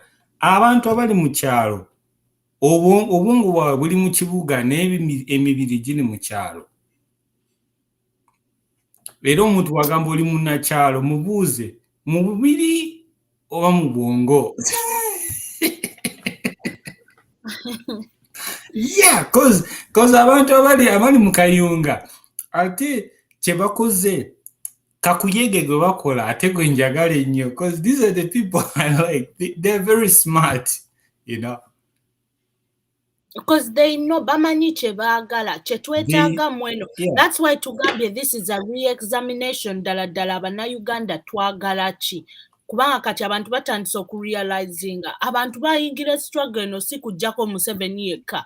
Ab'Ekayunga bayingira struggle eno okuprotecting ettaka lyabwe si just ettaka lyabwe naye okuprotectinga ebintu ebiri ku ttaka eryo like the forestry, the nearing lakes, bayina okuprotecting ebintu ebyo bonga abantu. They have value to them. Ate teri alina lukisa to come and destroy it lwakuba asobola okugulira. Nekisinza okumalamu amaanyi. It's the issue of Kayunga has been made into a national issue. They have nationalized the issue of Kayunga as in it to make it like the future of Uganda depends on Kayunga. Olaba diversion wherever.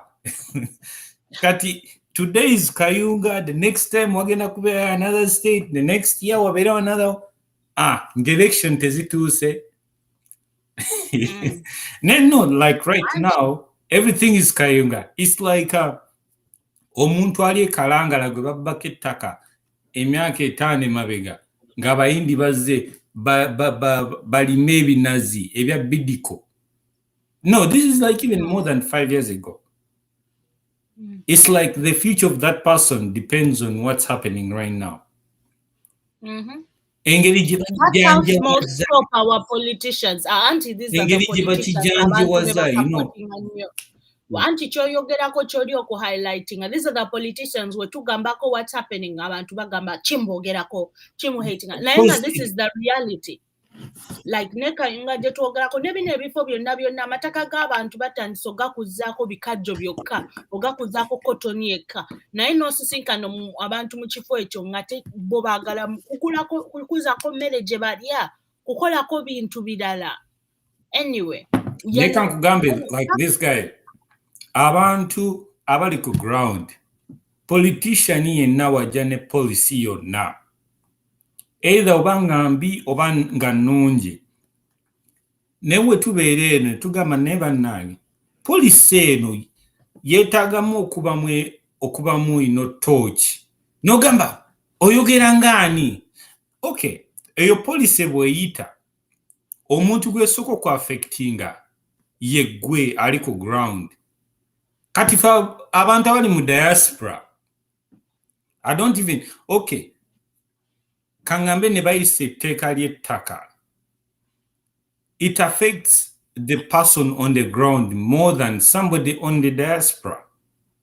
I don't know. No, not for it to affect you. Okay, it affects us both ways, you know. Ogenda kugenda we Uganda ng'owuwe. That's why I said omuntu ali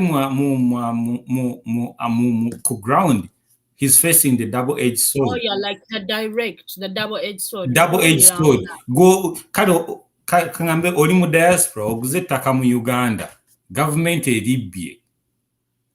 omanyi okuddayo ku kibanja kyo nga tekiriiwo. Yeah, ne osobola okubeera mu diaspora n'okwamira eyo n'obeera eyo kati nga lwaki mwera ng'osigala eno mu buddu. Okay, yeah, kati omuntu ali ku ground gavumenti ebba ettaka lyo eritutte, what will you do? Of course bakusenda ne bakuzza ku kazigo mu Kampala. Yeah, odda mu kazigo. Ne omuntu ali mu diaspora wakiri, you know, you can find okay, we all face the double-edged sword. That's the point. Fena nga Uganda bino bitukwatako. Like no matter what wodi, no matter the situation jolimu, bino bitukwatako atenga the other thing nerabide n'okwerabira kinvudde mu mutwe naye nga try to play that the video we sent waliwo video oh yeah katuji playing then waliwo video waliwo intellectual yabadde mu kyalo eyo ng'akunga abantu okulonda naye abantu bino babiraba abamu bali mu kwebuzaabuza naye nga katuve mu video eno then tukomewo tugenda kubanga sho tujiggala and katuve mu buno obubaka then tukomewo neera nate natugamba mugende mulonde mwenna ebirala mbindekere nemugenda netusimba lwakaseta nemumulonda olwamaliriza awungezi katuuse balangirira ate balangirira okulonda olwaggwanga naye amaze okukasuulayo ebyaddirira bye byankutula nti ki bamusibidde mu njuye neeyongera kamunguluze neŋŋamba ye bwe basibidde mu nju ng'ate naye amazeeko emirembe nali nkyali ku ebyo nali nkyazirika ne bampa ddoozi endala ekutta ng'akyali mu nju ne bakyogera emmeeri epakinzi n'olinda ekiri mu meeri olwo ki ekikugira mu bwongo era mmotoka nga teyitamu masasi yeyajjira ku mmeeri wayita ntono nnyo revenu egitutte neŋŋamba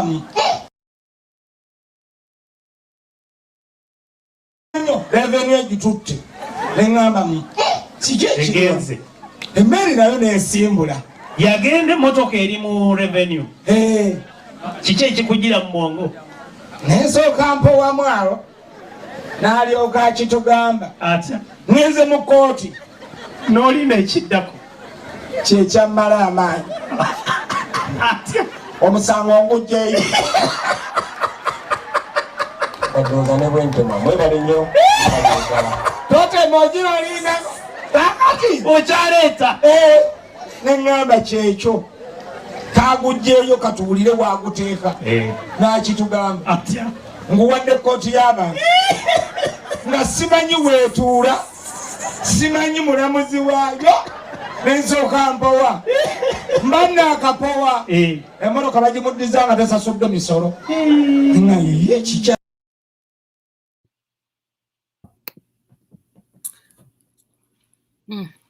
kale okay I'm gonna tell you this omuntu ajja ku olaba eyo video ebigambo omusajja oyo byayogedde bwenzira wano nembyogera ensi yonna eyinza okuwuuma nagamba kujjabibadde ki naye omusajja oyo ayinza okwogera ebigambo ebyo ne bagamba oba mutuufu oba si mutuufu no it's just a comedian ne bamutwala nga comedy you know yeah. naye ng'era comedy has always been the highest form of criticism mu Uganda.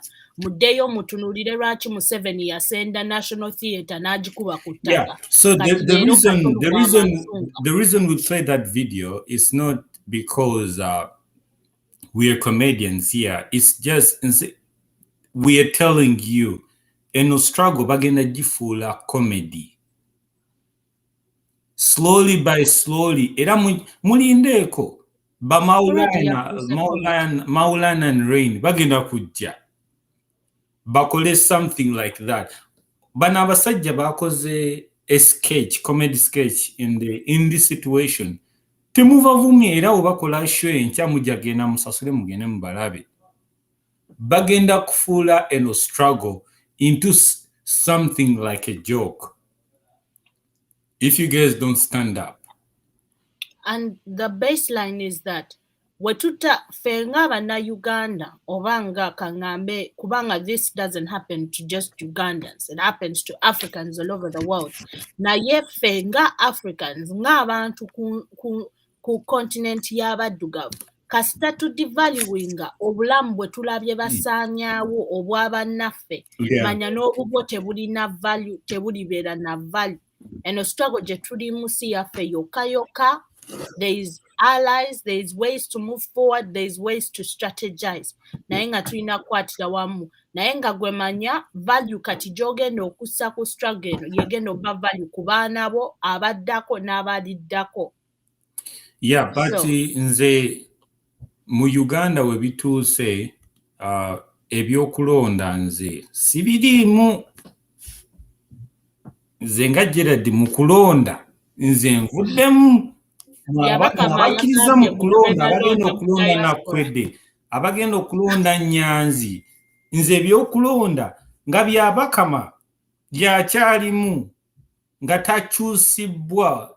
Ezisiba byabakama it's not even about byabakama kukyusibwa. Twetaaga a new form of governance. Nze ebyokulonda mu Uganda nze kasita obeerawo pulaani yonna nga mulimu okulonda nze mbivuddemu cause system tetangala, like there is no transparency. Nze mu byokulonda mu Uganda sikyabirimu for the time and being. There's a lot of death. There is no transparency okuliyo kufa kwokka.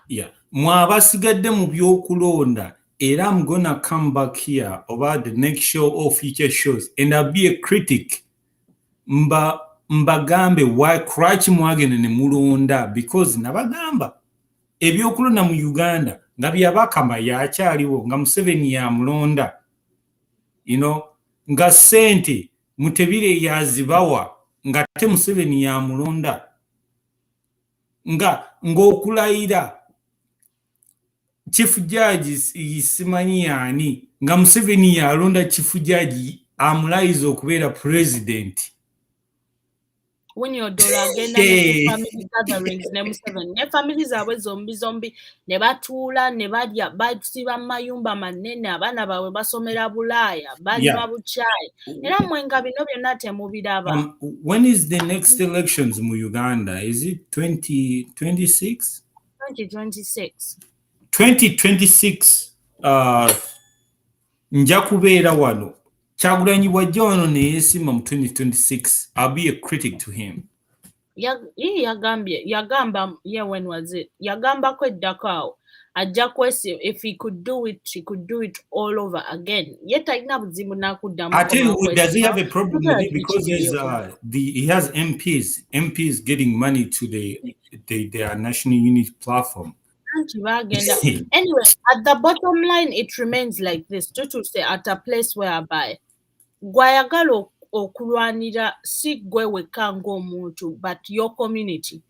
Kye tusobola okugamba weeyunge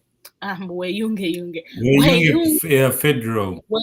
Weeyunge ku nteekateeka ezigenda okujja. Engeri gy'osobola otandikamu soma ku what's federacy. Federal kitegeeza ki? What countries have proposed federal? What's federal for African states? Genda olabe ku shows zikolebwa ku federal wano ku UNN nyingi nnyo. Waliwo show ya federal doctrine, waliwo ya get off the hook why federal, wabaddewo shows eziwerako nyingi ddala nga zoogera ddala ku nfuga ya federal. Naye w'obanga nga toyagala kulaba bya UNN byokka on the UFCC website, wagenda bao section recommending readings on federal governance. Genda olabe website nga teri akutawanya mu biseera bye eby'eddembe woba toyagala ddala kulaga mbu olina bana abantu oba bawuliriza. Genda ku website otunulemu ezo gwe weekolere research wo osalewo ng'omuntu. Naye nga kino kiva ku the foundation woba olwanirira gwe ne community yo. Kubanga woba weerwanirira ng'omuntu kigenda kutwala obudde bungi federal okuyingira omutwe gwo lwaki yeetagisibwa. Kubanga federal si ya muntu sekinnoomu yaffe ffenna ng'Abannayuganda ng'abannansi b'e Uganda. So katubasiibule byebyo ebyaffe ebya leero. Keep an eye out for what's happening in Kayunga right now. Okulonda engeri gye kugenda okutambula. what's happening to Kayunga with elections now bitukwatako ffenna nga bannayuganda kubanga n'aba Kayunga nabo bannayuganda wadde tobeera Kayunga. So byebyo ebyange federal tugende mu nfuga enaasobola okukuuma ettaka ly'abantu with division of power bannaayo kubanga bino ebya unitary whereby yenna yenna gwe bavotinga asobola okuva mu kibiina kyonna kyonna talina na kuzaalibwa ku kikyalo ekyo then najja n'atunda ettaka. No, it's absolutely not it. So bannaayo mubeere n'olunaku olulungi and akazindalo nkakuwadde Gerald Osibule. Nze nkyali wano goboge kyage. No, but anyway, I appreciate everyone's time. I know it's a weekend or you're not spending your time with your family and stuff like that, but it's also a good time to discuss about issues affecting our nation because we really need to talk about this, especially mwabali mu diaspora, because I'm sure in the single sajja diaspora, it would be like 5 times hard sinking information UNN just like right now. Era sinenyo uyo muntu yenna whoever is opposing ngamba UNN, you know, omanyi omuntu bw'omugamba sometimes amazima alaba onalabika ye munyampi because amazima gangamba ati go gankuba ku mutima, you know, something like that. But whatever said, whatever for UNN, if you keep up with all the programs, not just ZANJI, but the other programs, Get Off the Hook, ne program ya lero, ne programs endala throughout the week, obera you on track. Nothing for ZANJI after today, principal ajja later during the day. We also watch the show so that to be nothing at the track, so that the next time we come on the show, nothing natuli kumulamwa. So Chembagamba, whatever happens, feel free to ask. Tobeera you're a person where gomuntu omulala yakutegeerera ekyo nakigaana. I cannot be here nengamba desire yantegeerera. You know, nensobola okubeerawo nengamba desire asobola okumbuulirira okungaidinga. Be that person, the same as the politician. Newe obeerawo nogamba nze nva Kayunga ku kyalo gundi bundi era nninda Kyagulanyi aŋŋambe ani gwe nnonda gwe awo mba nkujje mu equation yange. You're out of the equation.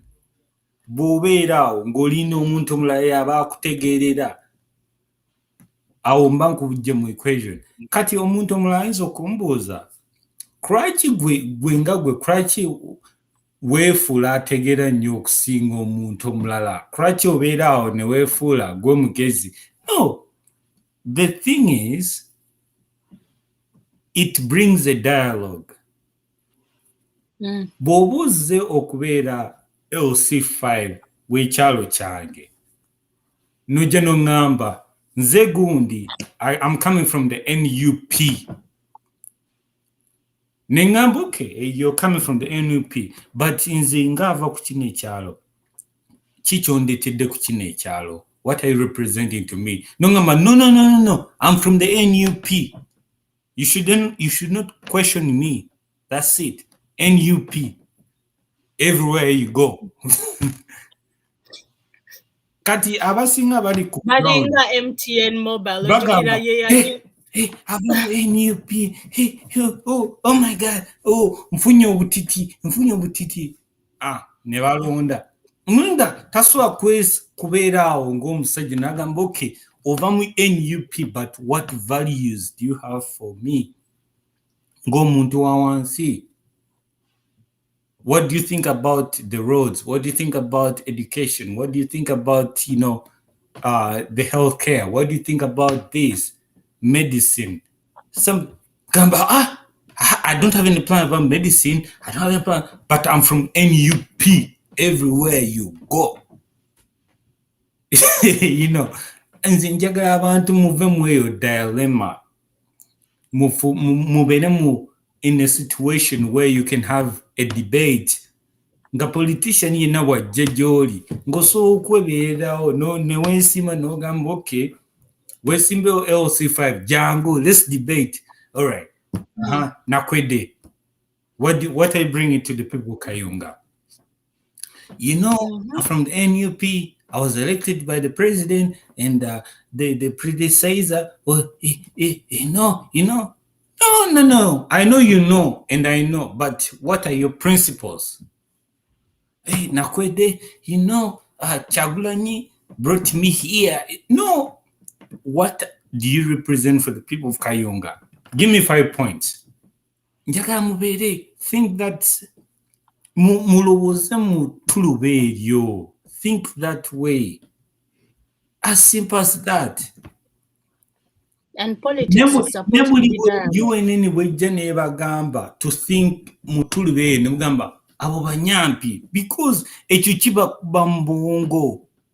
I know. Buli agamba oyo munyampi it's kubanga mu bwongo bwe alaba tekisoboka. Omanyi ki nkyalinda akawumbi ke bagamba ke twasasulwa. Waliwo abagamba batusasula akawumbi. Was it $1 billion? Era bwenfuna ona akawumbi. I will donate it to you people. Tosobola kubeera mu America nze nganze nga wendi nenfuna oba akawumbi whatever nga gavumenti tenoonyereza. Gavumenti eba erina okunoonya negamba gwa akawumbi. Tosobola kubeera mu America n'ofuna akawumbi mu account yo. How? Tekisoboka. Every account here is monitored. Buli account one is monitored. The same as Canada. There is no way. Ekibi mubeere ne mulowooza. You cannot be in America. N'ofuna akawumbi kanene nnyo. N'ofuna $500 million on your account. Government nebeera negamba oyo muna Uganda asobola kubeera ne $500 million, you know. $500 million. Just 10K. 10K ziyinza okusibya account yo. 10K. Over 10K already batandika okunoonyereza for suspicious account activities. You know, it's banal, but we need to educate people step by step. Sometimes we need even to get personal on it. We need to even get personal like on our accounts. Okay, this is this and this and this until they get the point. What we to say, like abana Uganda, it's like chiri kufe, like tuino ku breaking us free of that illusion. Nayenga chengendo okusembyayo waliwo akayimba akazannyibwanga kagamba tokekkereza bwongo ddala tulinga abalina talent mu kukekkereza obwongo like tukyenyumiriza namu naye nga that's not right. Ekintu Katonda kye yakuwa ekisinga okuba like kye yatonda mu kifaananyi kye bwe bwongo bwo. We're the only being on earth elowooza engeri gye tulowooza ne tukola kino ne tukola kiri lwakuba Katonda atudde obwongo. Wobanga gwe tonnalaba value eri ku bwongo obwo then togenda kutuuka gy'olaga. But if you want to unlock your potential, unlocking obwongo bwo kubanga oyinza okuba ng'oli eyo nga gwagenda n'okukulembera. Kati twagala bakulembeze, tetwagala banunuzi. Twagala abantu abali serious about okututwala gye tudda. Si bantu abagenda okujja batusavinge babecoming tewebaka bwebasi n'ozuukuka nga nze abantu abatutegeerera tulina okwetegeera ffenna wamu. That's why we need leaders, not just abantu abagenda okujja bagambe we did it twabanunula. Yeah. Isn't that what Museveni did? That has already happened, but now Uganda, please. Let us not be so illusional, delusional. Nga tudda in the same illusion, like techuka na kuchuka. Like the same politics is being played on us. Na era nga tumala show eno. Twagala okubeebaza nnyo ababadde naffe okuva gye twavudde paka wano we tuli. Ate tukomekereze nga tugamba still eno show ya leero ebadde ku issue and principle ya ttaka, which should be the #1 principle in a revolution gye tulwanirira, kubanga ettaka mulirabanga ekintu ekitini naye ettaka ddene, kubanga ku ttaka okwo kw'ozimba kw'okola maka. Ate ekyaleeta obuzibu n'ettaka with African countries, bano ba colonizers we bajja ne ba disrespecting engeri ffe gye twali tukuumamu ettaka, bo ne bakola ezaabwe ne beetumiikiriza Buganda ne bagiwa Milo land. Teri yabatuma. Uganda ne bagitemerako Milo land. Bunyoro ne bagijjako constituencies zino bazisudde Buganda. Ne bagitematema ne Uganda ensi ne bagiforminga. Simanya Tanzania yiyo bagiwadde Abajamani. And lwaki ettaka lino baali baagala lyeddiza eby'obugagga ebiri mu ttaka.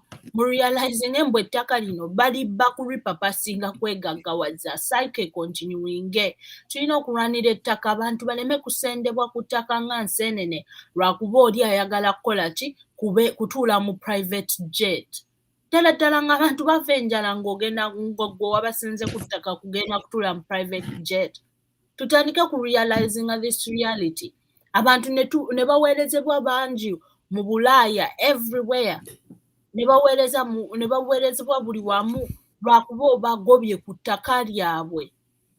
Olifudde violence. Abantu ne baweerezebwa mu buddu. Anti lwakuba mmwe mwagala kukola kikwegaggawaliza ku ttaka lyabwe, ate si lyabwe lyokka, ku ttaka ly'abajjajja baabwe gye baalwanira bannaye.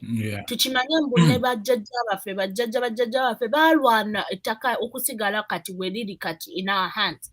Bwe tuba naffe tetulwaniridde generation eddako, then I do not know ddala ki kye tuliko, kubanga ettaka eryo woobeera wetuziika ab'enganda zaffe, wetulya obyobugagga era I repeat biri mu ttaka. So that's #1. That's one of the principles eziri mu revolution eno. Ttaka, healthcare, n'ezirala nzerabidde nnyingi, healthcare, education. Ddala bintu bingi ekisinga okumalamu amaanyi. It's every time is when call this show with you, the Zanji show, I feel like it's only me and you in the diaspora. Like nenga jebali banji, there's so many Ugandans in the diaspora who think like me and you, but tebaswa vibe because either they are comfortable with what they are doing, or they are one of the Banyampis or something like that. Either they don't know what to do, but they lost sheep, and something like that.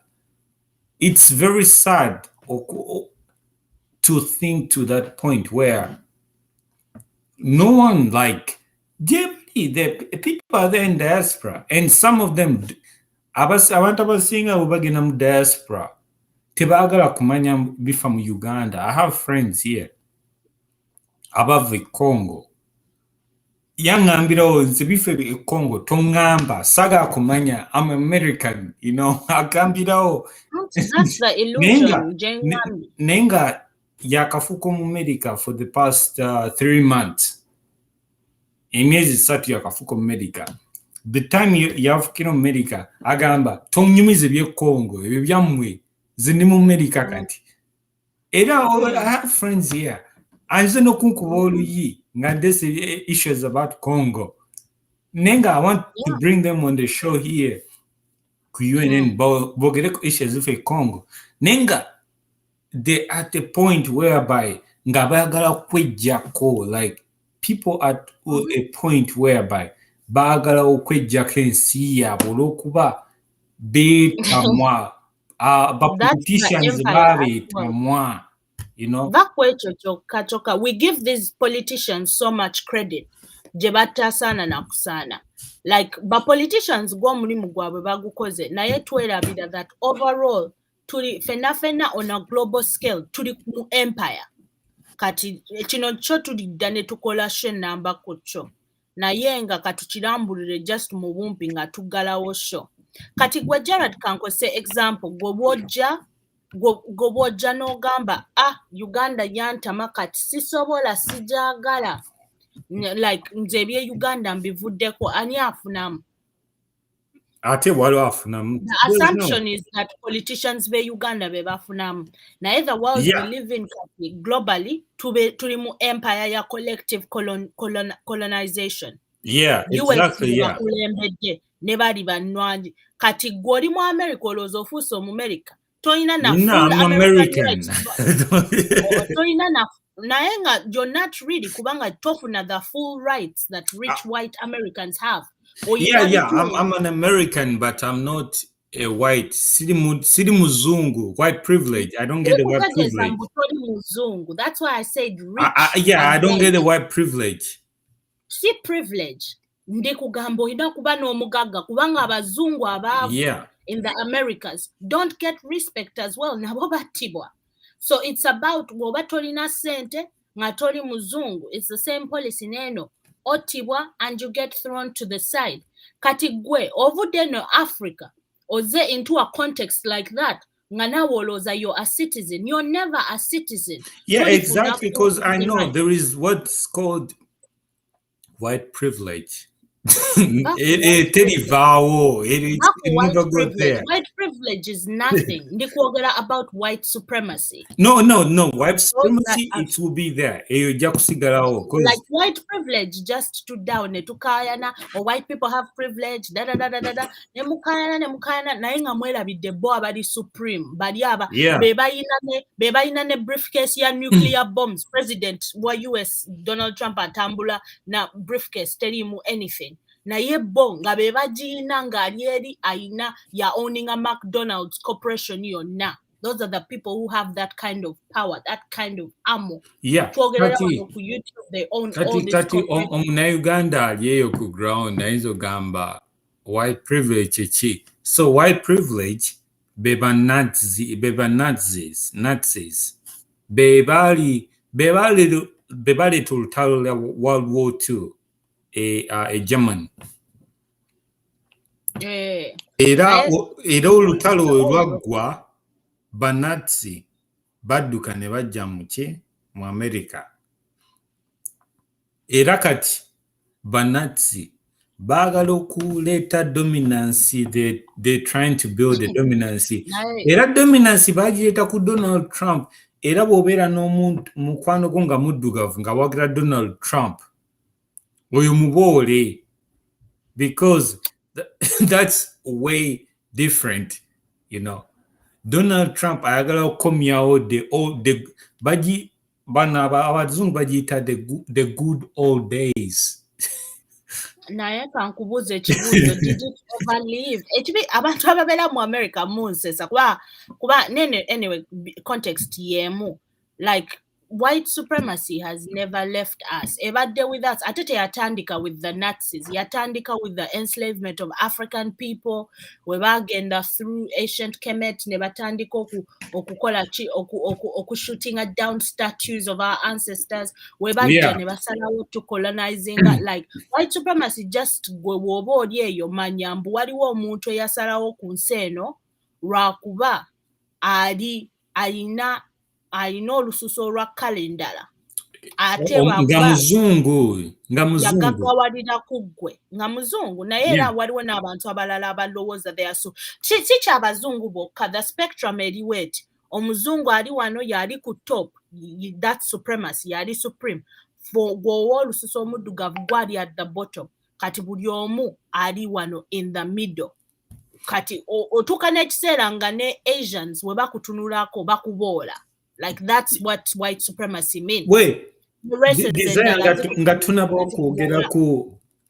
was gonna actually, I was planning to bring something about the Asians the way they have taken the economy here. Naye aba Asian batekinze economy mu Uganda. Mu Uganda abayindi mulaba, they have so much privilege to be Ugandan than the native Ugandan. Ndoza kati mutandise okiraba, like being supreme has nothing to do with skin color.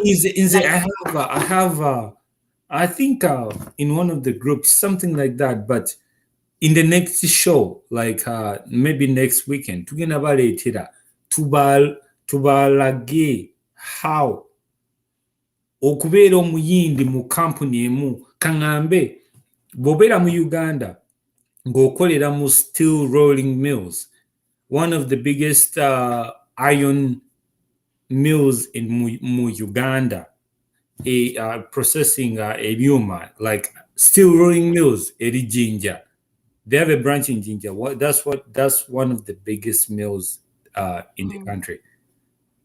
Naye okubeera nga oli muyindi ng'okolera eyo company, n'okubeera ng'oli native Ugandan ng'okolera the same company, how much you're being paid ng'oli muyindi oba ng'oli muna Uganda, there is a big difference. Bw'obeera ng'oli muyindi bakusasula emirundi egi 5. You see this? Steel rolling mills, steel. Mugende mu kisakinze, steel rolling mills.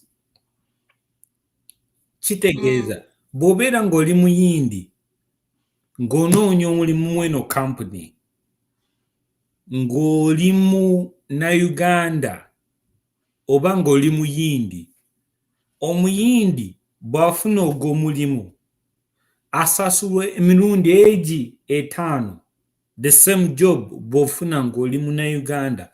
Mu Uganda today. Katuve wano ndoza kati abantu butandise okiraba. No, we can bring in next time, yeah. Butandise okiraba. This is about economics. This is about sente. It has always been about money. It has always been about abagagga will always win over the poor. Naye nga mwe abagagga abalina n'ettaka n'ebyobugagga wansi waabyo. Naye mwebuuze nga tumaliriza lwaki mwe tebibakolera. Naye omuntu omulala bisobola omuzimbira obugagga kasita abanga tali mmwe. Mwe bannansi bawa. Like one of you guys, like, yeah. Naye nga kasita ofuuka politician osobola okugaggawala. Katubasiibula bannaye. Era nze Gerard nja kusigala nga ndi muntu wa wansi. The power is in the masses. So katusooke tuve wano tubasiibule bannaye. No, but Desire, but Gerard Munai. no, Desire. Let's respond. Desire, there's waliwo a little question here. Waliwo abuuziza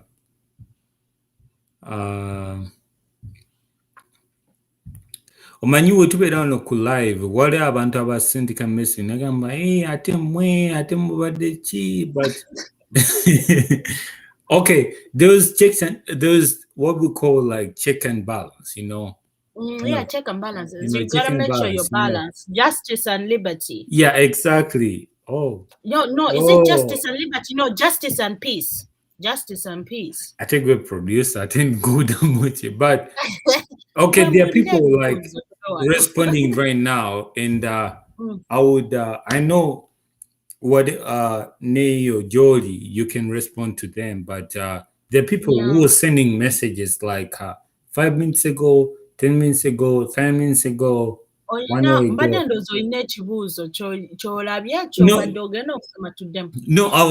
gonna reply to that, but there are people who are like, go ahead. There are people who are there like, hey, you know. And I'm like, okay, sometimes I have an ego, but I'm like, I have to bring my ego to my alter ego so that I can control that. Ngagwaina ego nyingi nyo. Nzisifayo. Ina nazo nirudi ebiri akambi. Nazo ina noziteka mu mix nozitabuka. All right. Okay, cool. Okay, there's one question here. Waliwo agambye mbu nakwede muna Kenya. Are we surprised? Yeah,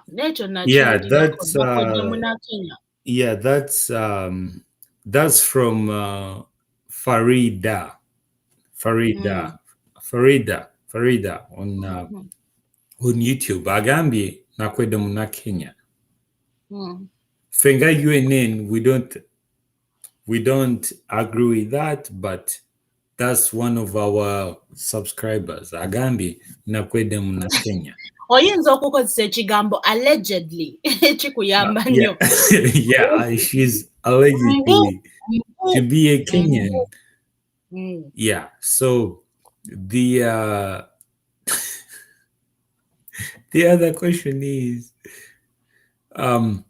waliwo agambye, she said no, she texted agambye she wants to be anonymous. Agambye no more voting for me. Taddamu kulonda. Yeah, you know. So, okay, those were the two comments I wanted to bring for tonight's show. Thanks. Yeah.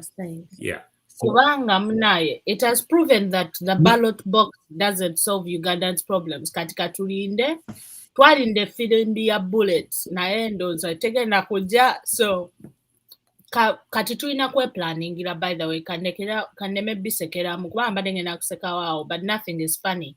So tulina kweplaningira kati. Yeah. Okay. There is what was it? No, this is out of politics, but whatever we went through today, Jagala Mudeo from the beginning of the show, mulabe bigambo bitwoyogedde, then mutresinge back mulabe oba amazima getwogedde oba mafu oba matuufu, era bw'otuuka eyo n'ogamba UNN bimwogedde, nze nganze, nze gundi, nze senabulya, oba whatever it is, nze okero, nze bya mukama, I want to come to UNN, I want to oppose whatever you guys say. Tujja kuwa platform, tujja kuwa resources. Oba toyina data, nze Gerard nja kuwa data. Oba Desire, over Prince, over anyone, at whatever time. Come to UNN, to Jakua time, availability, everything is open. Nga Prince Wagamba, we open as a what? As a glass. Come to UNN, to Jakua, all the platform. So you can come here, you can pass your message, you can share your message, everything, not just on ZANJI, but anything, So, kati umuntu wabeyo nagamba ati UNN muri banyambi, nigamba ati banyambi batya. Have you ever tried to come on the program, and do anything? As simple as that. So, all right, Desire, take care of the program. Munaye mukulu ngezazaako okugiggala emirundi egiwe. No, okay, kakunyumidde. Omanyi waliwo wano kati tuzze mu bya comments naye nga nekino kiriyogerebwako omulundi omulala. So bingi ebyogebbwa, abatumanyi n'abatatumanyi batwogeddeko bingi. Nze waliwo abanvuma mbu Gerard walya, mbu Gerard ogeradi.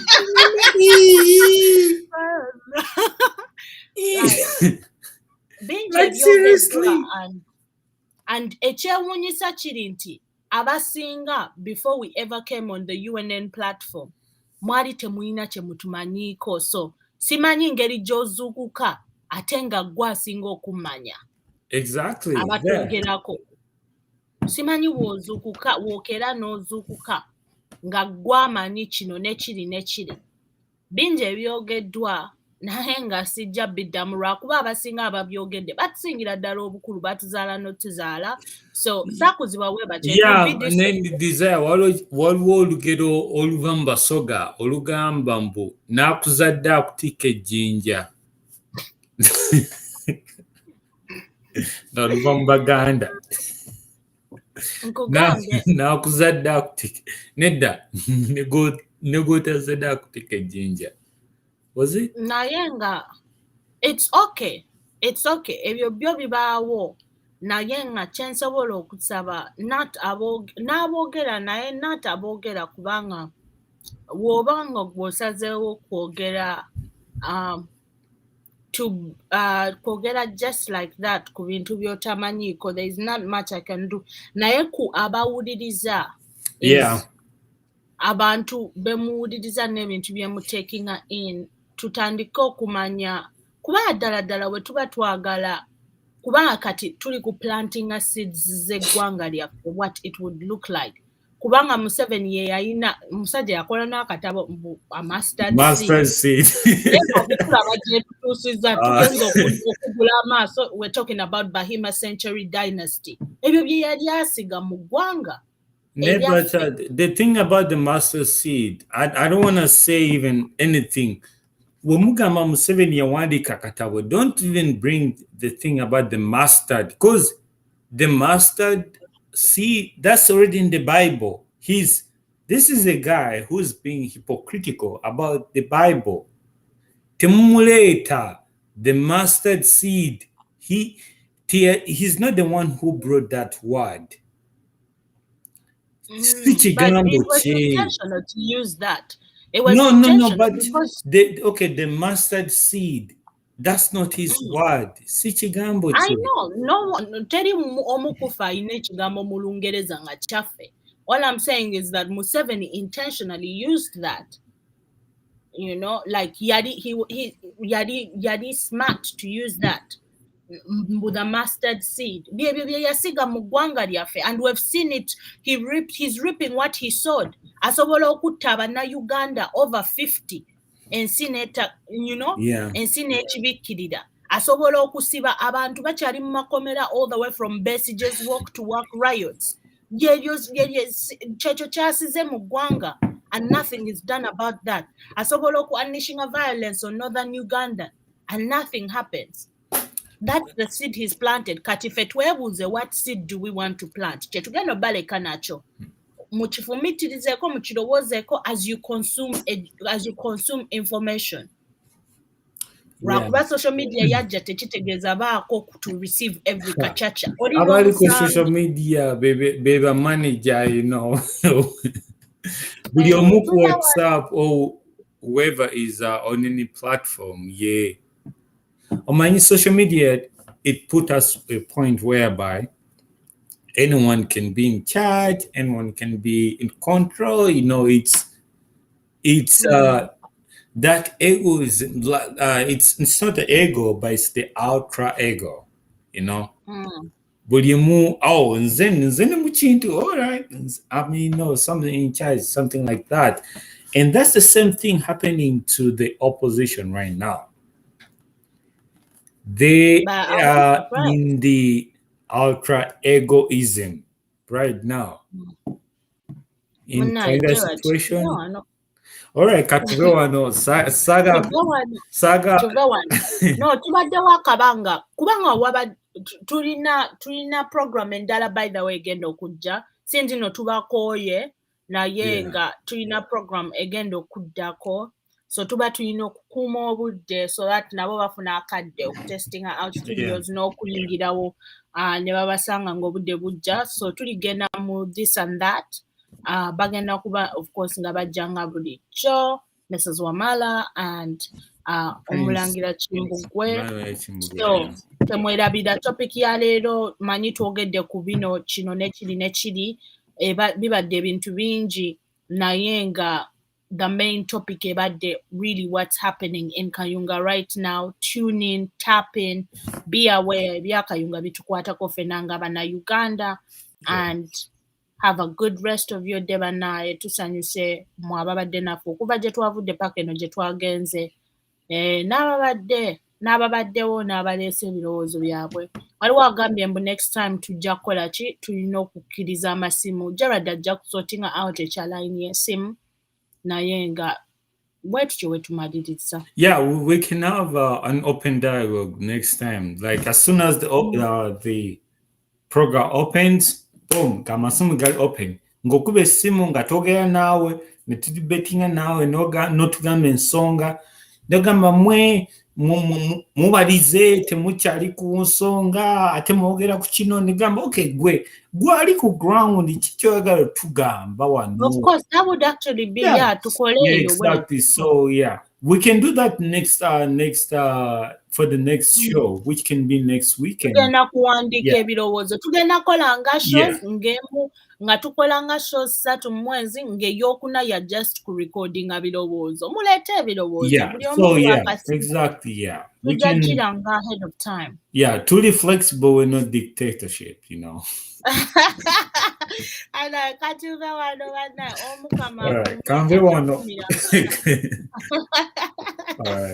thank you everyone.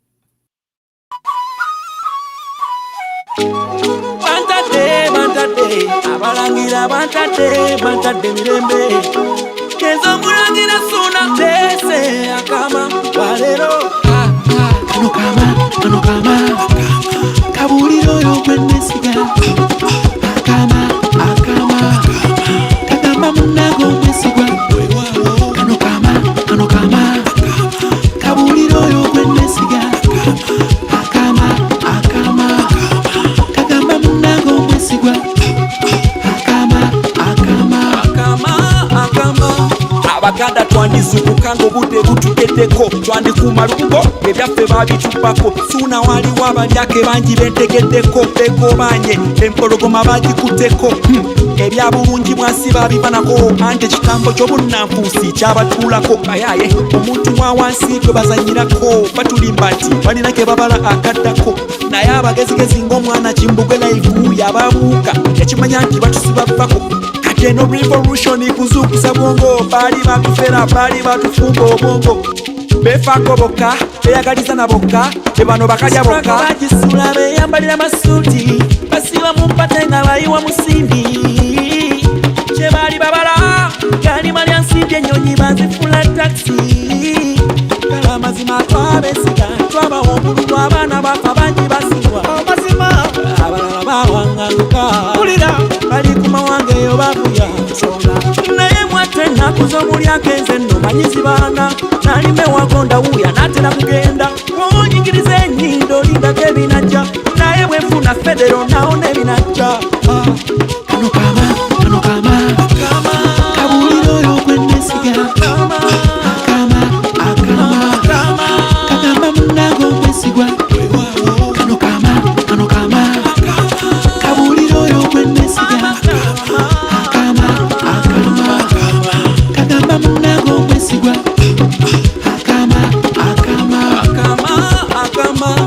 kabaka wafa twetaaga kwanga mujeiko olabe bulende bweya munange luno lwoya lwa nnyindo nkubasamboko waluganda yonna gyoli kikukwatako wamma abaana b'ebulaya namwe abaana bawakamba kamba njagala tufuuke ekitole tulwanire federo lyeko nange ndyeko ne kabaka waffe muwenda kyanonya wamma abaana b'engoma ndesakamba alangira bambejja kakakamba mama abaana b'omusuka kakamba mwe mulimu ekyama omwava ekyama engonge enfumbe olugambe nsenene ab'ekinyoma ekyama mulindwa kyambabulira mwenna abaana b'engabi akama mukagabane n'abo abaana b'ekkobe n'enkimwendira namuŋŋoona oli wakasimba ab'eddira enkula n'ab'enswaswa ab'empologoma bafunye akama n'abo abaana b'embubu bafunye akama abaana b'empeewo kakakama abakatimbu kakakama ab'engona mwe abaana b'enje akama mukabulira abo abaana b'ekibe ab'embwana mwe ab'ekibe akama mukakasuka eri mu baana b'envuma abaana b'emmamba kama mutima nenge wali wakama endiga enjovu kakakama embuzi n'enjobe kakakama engere bwendekeje kakama obutiko n'akasange kakama wamma bekebuka akama mukagabane n'abenjaza kuno mulanga basoga bacholi bagisu banyoro batoro banyakole ati akama munanga kama wenda kama kemba gamba federo